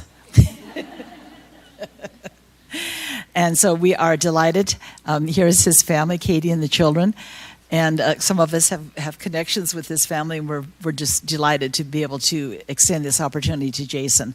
We know that he will do a fine job, and we also know that he's been trained by Rob, and that Rob will bring him up to speed on anything he needs to know.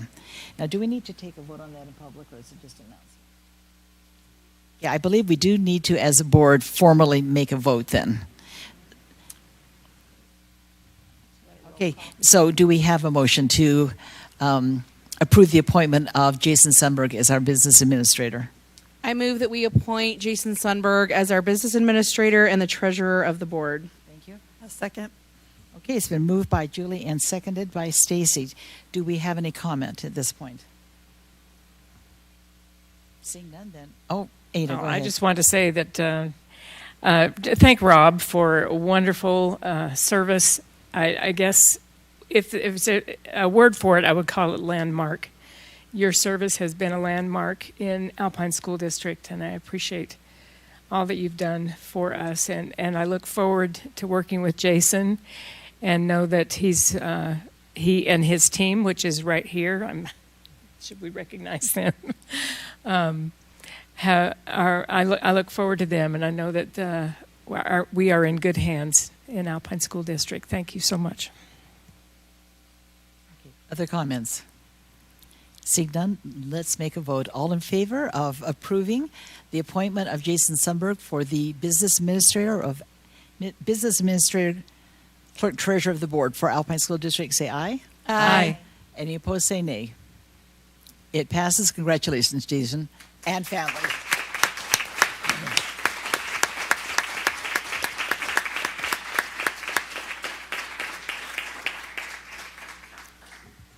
We will have a transition period where Rob continues to train Jason, and then in a subsequent board meeting, we will have the swearing in, and Jason will take over full responsibility. So I would just publicly like to thank Rob for his service in Alpine School District, his friendship and support of me personally. You have had sustained excellence over a significant period of time. Remarkable.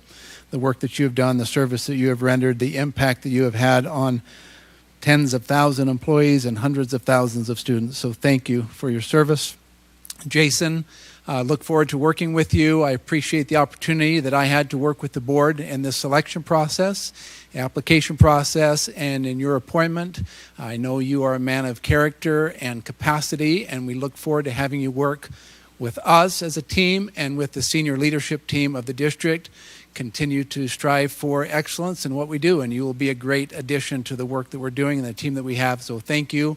Thank your family for being part of this. It is a demanding position.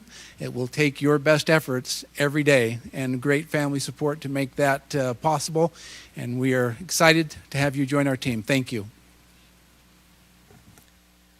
Okay, our next item is final approval of the fiscal year 2024 TSSA plan. Schools have all submitted their plans.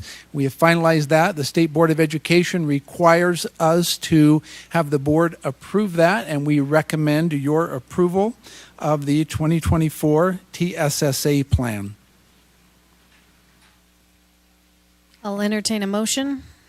I move that we approve the final approval of the fiscal year 24 TSSA plan.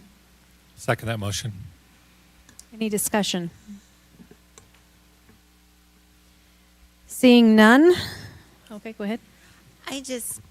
I just wanted to say I really appreciate the thoughtfulness that all of the school building principals have put into their plans and really trying to meet the needs of their individual communities.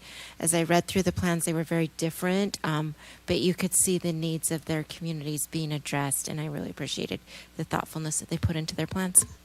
Thank you, Board Member Lincoln. We had the opportunity to be in our Lehigh cluster today. Board Member Bateman and Board Member Lincoln were there with me, and we heard several schools talk about the additional support that they have in their schools for student well-being, for student cognitive development, support of the efforts that they are trying to meet their unique needs at a school. And we're grateful for the flexibility of those TSSA funds that allow local communities, local leaders to determine how to best use those resources. And several of them commented on the TSSA support and how it was impacting their students. I know that Sarah made the motion. Who was the second on that one? Second. Mark. Okay. Okay. Motion made by Sarah, seconded by Mark. All those in favor of passing the final approval of the FY24 TSSA plan, say aye. Aye. Aye. Any nays? Thank you. It passes. The next item is the Altria settlement. As the board is aware, we have been part of a class action suit in which we joined with other districts in seeking compensation for the impact of vaping on our communities and students. There was a settlement associated with that. We settled with the first part of that agreement. The board has already agreed to that. This is the second component of that, the Altria portion of that.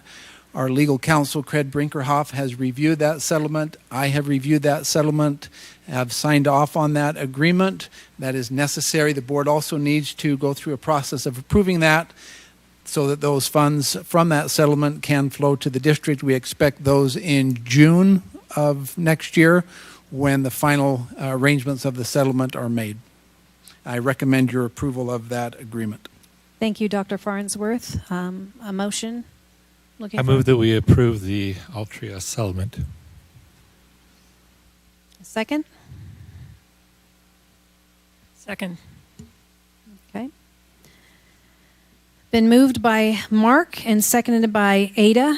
All those in favor of a discussion. Sorry, all those in favor of a discussion. Sorry about that. Anyone that would like to make a comment, feel free. Seeing no comment. I will just say that I'm not a fan of litigation. I think sometimes it's put forward to benefit the lawyers involved more than those people who sign on to it. However, I do believe in holding organizations and businesses accountable for the effects of their decisions, and I think that this is one of those types of cases. So. Any other comments? Discussion? Okay. It's been motioned by Mark and seconded by Ada. All those in favor of approving the Altria settlement, say aye. Aye.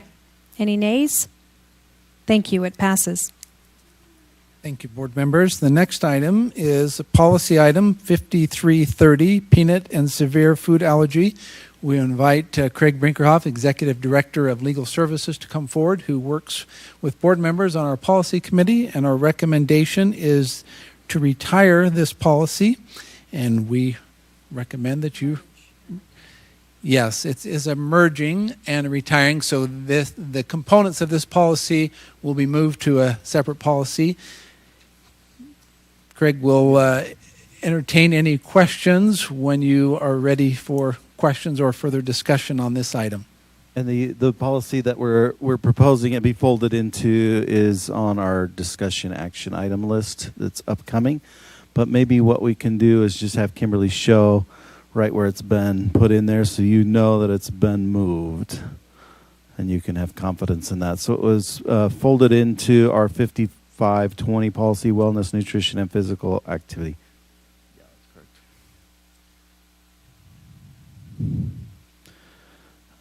I think I don't know the procedure on this, but if we need to hold on the retirement until we discuss the wellness one, I think that could probably be done as well. If you feel confident that we can retire this where we've placed it in the upcoming policy, then we'd encourage the retirement. Do I hear a motion to approve? I move that we merge and retire policy 5330, the peanut and severe food allergy. Do I hear a second? I'll second. Any discussion? Julie? I'm going to save my discussion for the policy it's merged with. I don't have anything specific to this one yet, but I just want to make food allergy parents aware that this policy is not being eliminated. It's being moved to a different section, so I just wanted to clarify that again. Any other comments? Seeing none. Motion was moved by Julie and seconded by Stacy. All those in favor of passing policy 5330, the peanut and severe food allergy, and retiring it, merging and retiring it, say aye. Aye. Any nays? It passes. Thank you. Next item is Resolution 2023-016, authorizing the Westlake Band Trailer to be classified as excess for disposition. And we recommend that you approve that, or you authorize that for disposition.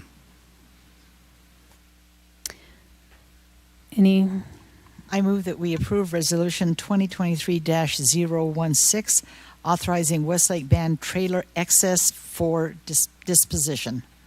I second. Any discussion? Seeing none,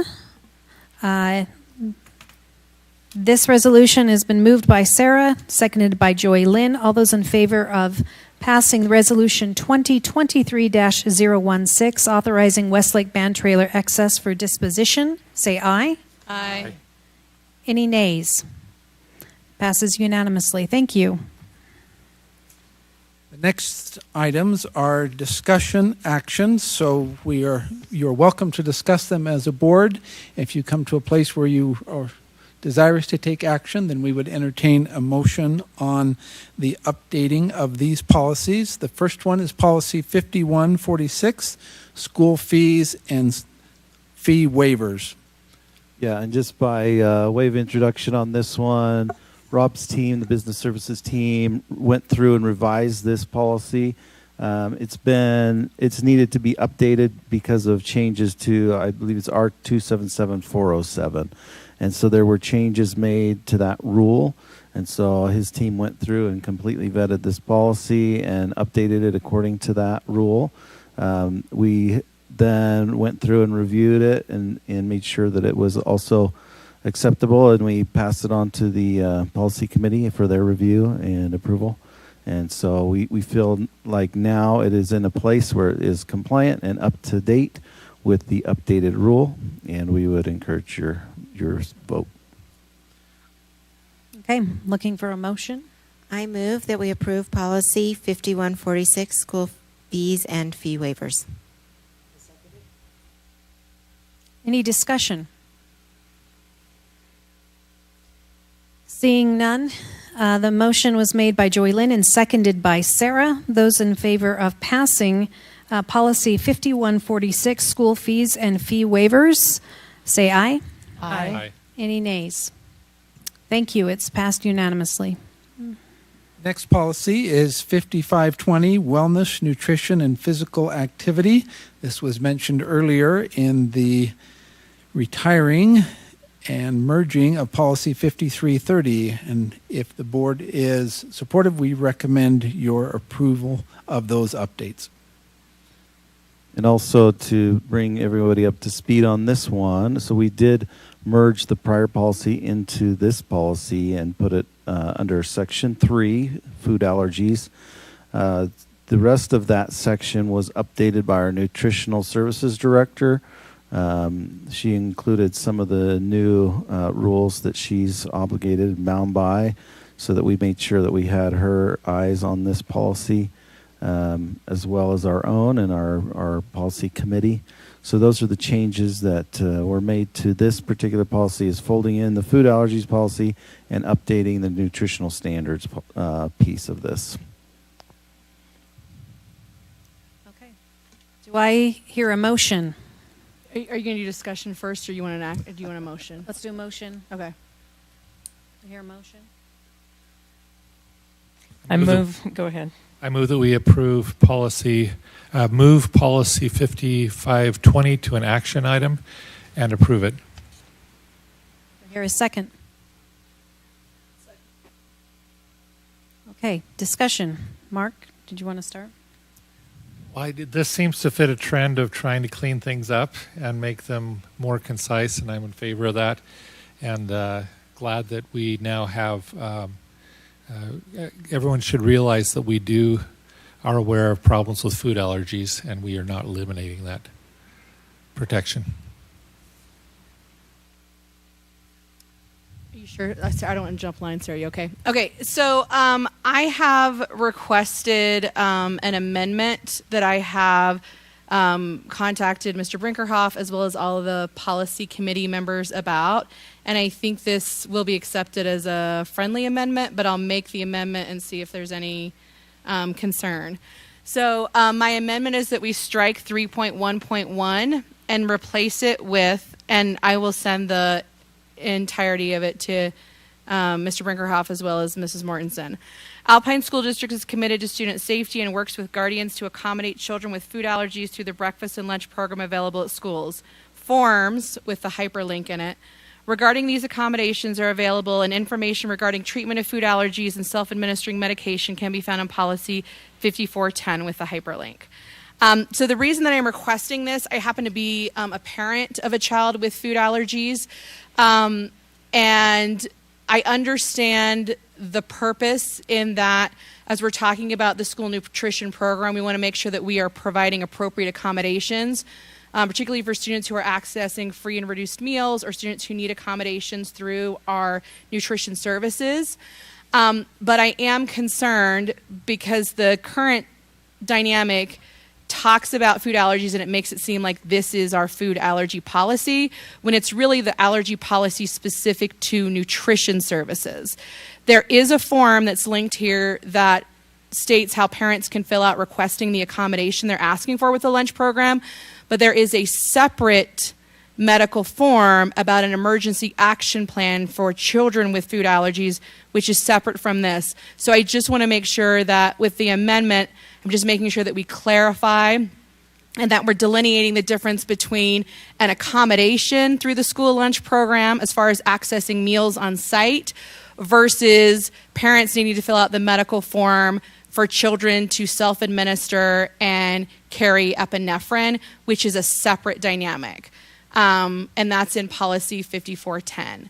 So, like I said, I've spoken to all the policy members about them, given them the language, and I'm hoping that that will be accepted as a friendly amendment. I understand that you've probably cleared it, but I also am opposed to doing wordsmithing during board meetings. So I'd prefer, if we don't want the current language, to send it back to policy and allow them to revise it. I just think that it's difficult when we try to do this kind of thing during board meeting. So does that mean you're going to withdraw your motion to pass it? No, I would like to leave my, but you asked if I would accept the friendly amendment, and I'm saying no. But I still have to ask, do I hear a motion to vote on the new amendment proposed by Board Member King? So she proposed a substitute. Substitute motion. And we have a second. Yep. Julie, and seconded by Stacy. Mm-hmm. So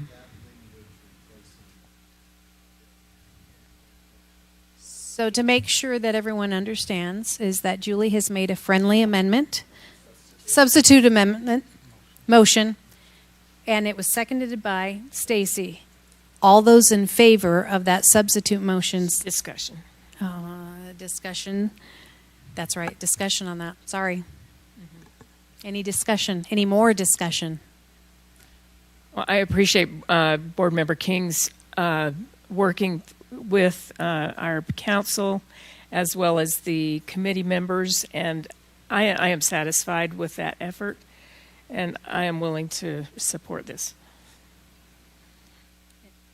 So I also speak in favor of her substitute motion. I think that it is challenging when you have students with medical allergies, and so I appreciate her attention to make this a little easier for them and keep everything in one place. Any other discussion? Okay, so Julie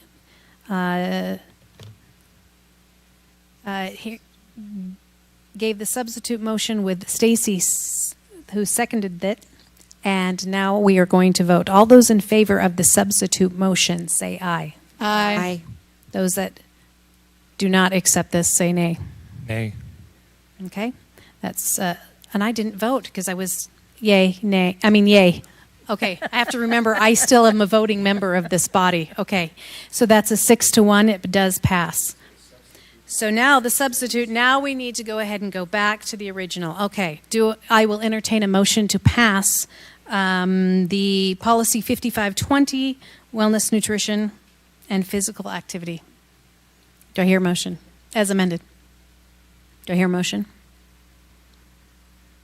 I move that we pass policy 5520, wellness, nutrition, and physical activity as amended. Do I hear a second? I'll second it.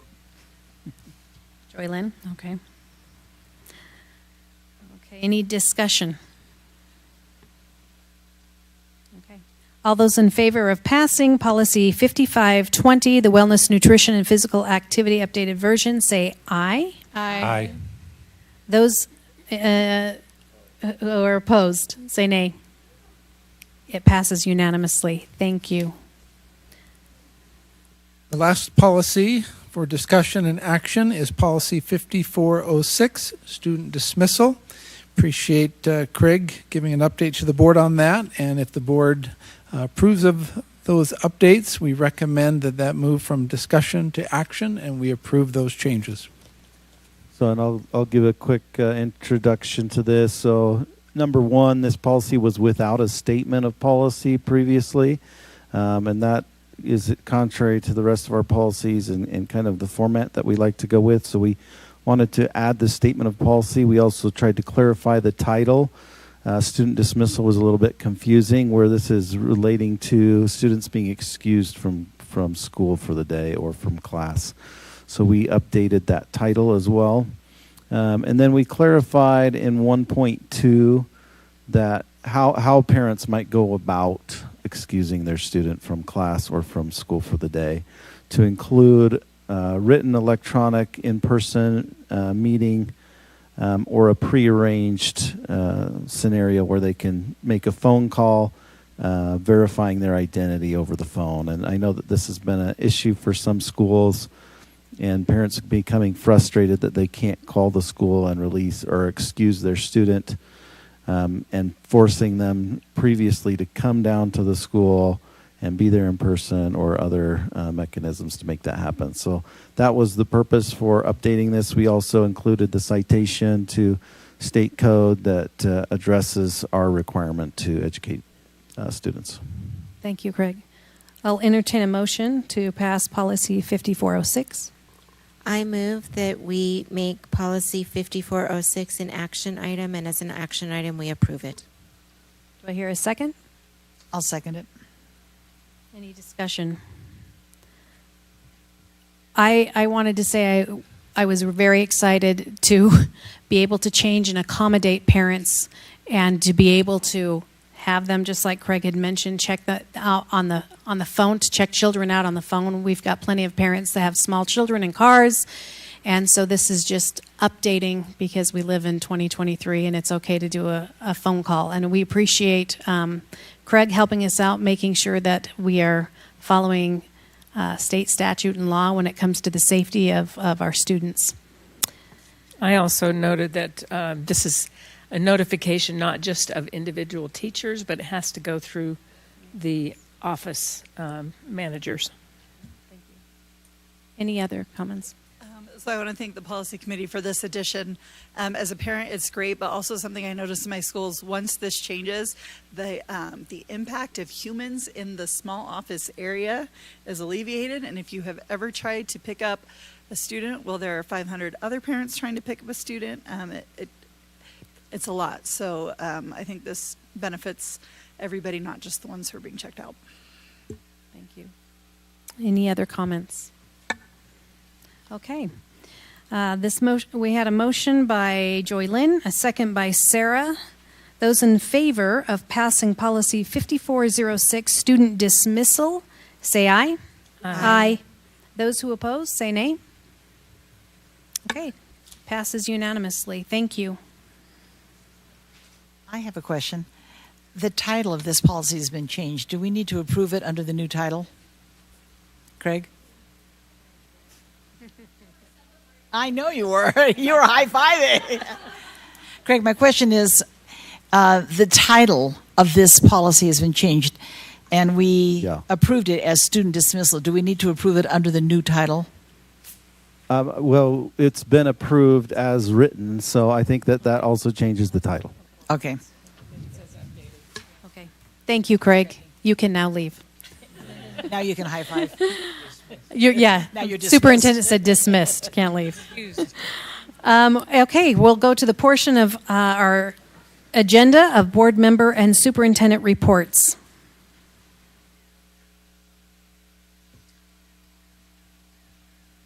No. I wanted to make one. I just was looking for approval. Okay. So I just wanted to note that in this past week, the G above Pleasant Grove on the mountain has been restored and was lighted. It had fallen into disrepair for many years, and now it has got LED lights and can be lit more often because the Forest Service won't be worrying about fires. And I think the whole community got together to make that happen. The G was actually put on the mountain in 1920, and it had a similar fate in about 1978 when it fell into disrepair. And American Fork actually wanted to put an AF or something on the mountain to replace the G, and that stirred up the community to repair the G letter on the mountainside. And so I just think it's kind of a cool historical thing, and kind of a moment when maybe this will be around for the next 50 years with this version of the G on the hill. So I appreciate all those who volunteered and donated to make this happen. Thank you, Board Member Clement. I also wanted to acknowledge the United Way Day of Caring that all of us probably are very well aware of and involved in. I was just this is not a small army. This was a large army of community members who donated their many of them, their entire business day to service in our community. And I just wanted to give a shout out to those that served in my area, Squire and Company at Cherry Hill Elementary, Utah Valley University at Orem Elementary, U.S. Synthetics at Dan Peterson School, and Awards Co. at Vineyard. And these people are amazing. They're just real community servants, just wanting to do good. Thank you. We had 150 people descend on Fox Hollow, so it was fantastic. They did a lot of STEAM activities, and shout out to the primary children's folks that are coming to Lehigh who came to Sago Lily. And as I was talking with their leader, she expressed her desire that they do something in the community that they be serving. And so I just casually mentioned that we do have 13 elementary schools in Lehigh, and so there might be opportunities for years to come. Also, we are in cluster meeting season, which is one of my very favorite things. So this is a meeting where there is a teacher, leader, and principal from every school, and we have our DCC reps there as well. Superintendent gives a great message, and then there is usually challenges and celebrations that each school will go over. And not that I want to brag, but today, and just a humble brag, today in Lehigh's cluster meeting, it was all fantastic, great things. And sometimes I hesitate to say that out loud because the universe hears things, but just really, really awesome to hear how schools are meeting needs. There was a little bit of concern about how full-day kindergartners would navigate the lunch system. And so to hear that it only took a few days and that they are rolling with it and doing so well was awesome. But it just really feels like for the first time in several years that things just keep looking up and they're going well. So very appreciative to all the people who make that happen and excited for the meetings to come. Thank you. I have a comment. I had an opportunity last week to go to the BYU SICE conference, which is a conference between BYU faculty and the 5 partnership school districts. And the topic was social capital. And we read a number of articles that indicated that nationally social capital is declining. In other words, community involvement is declining, but that Utah ranks #1 in the nation. And I think what you've just talked about are excellent examples of how that works in Utah County and Alpine School District, that we do have tremendous support. We have a lot of parents and a lot of families who are willing to come out and help each other, even when they don't have kids in school anymore, and willing to put in the time it takes to maintain and upgrade our schools and support our teachers. So I'm grateful for all of those who participated, and grateful to be able to talk to our people at BYU and to really look in depth at what it takes to create community centers and to create places where the community can celebrate and grow together. Thank you. This summer, the board authorized the staff to issue an RFP and award an RFP for a district reconfiguration study. Our intent was to return and report first part of September. We needed to extend that process a couple more weeks to allow for additional submissions for that RFP. Appreciate the team that reviewed those. Craig Brinkerhoff from our senior leadership team, representatives from our different associations, our teacher, our administration, and our classified or support professionals participated in that, as well as patrons and others. They reviewed those proposals, and they invited those entities to come in and do a presentation. After that presentation, they scored the proposals and the presentations, made a recommendation to the senior leadership team. We reviewed that and have awarded that proposal or that submission to a company called MGT. We have not been able to discover what those initials stand for, but MGT out of Florida has been awarded that opportunity. I'll just cover a few reasons why we selected them. First of all, it's a flat fee. They are charging us one fee for the duration of the process. So it's not dependent upon the complexity of the process or the duration of the process. It is based upon the process that we will engage in. They have significant experience in working with public education, higher education entities, in looking at configuration, doing other studies. They had strong references. As we checked out their references, they always dealt professionally with the groups that they worked with. They completed their projects on time and as specified. We also appreciate that they are out of state, that they can give an unbiased view of the data, and we are excited to work with them. We will work with them and develop a timeline for this process. We will appoint point people or designees within the district for them to work with as they gather that information.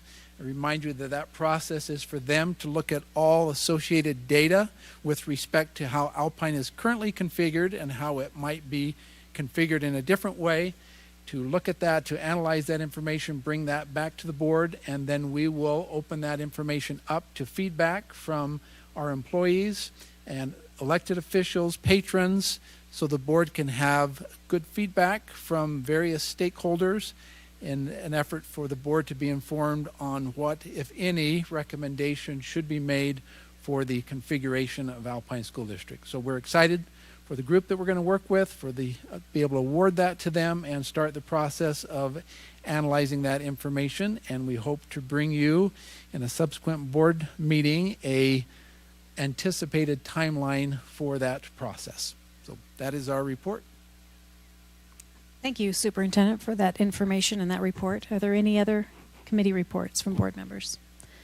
Seeing none, we do not have a need for a closed session this evening, so I will entertain a motion to adjourn. I move that we adjourn. Do I hear a second? Second. Motion made by Ada, seconded by Joy Lynn. All those in favor say aye. Aye. Those are opposed say nay. It passes. Good night. Thank you.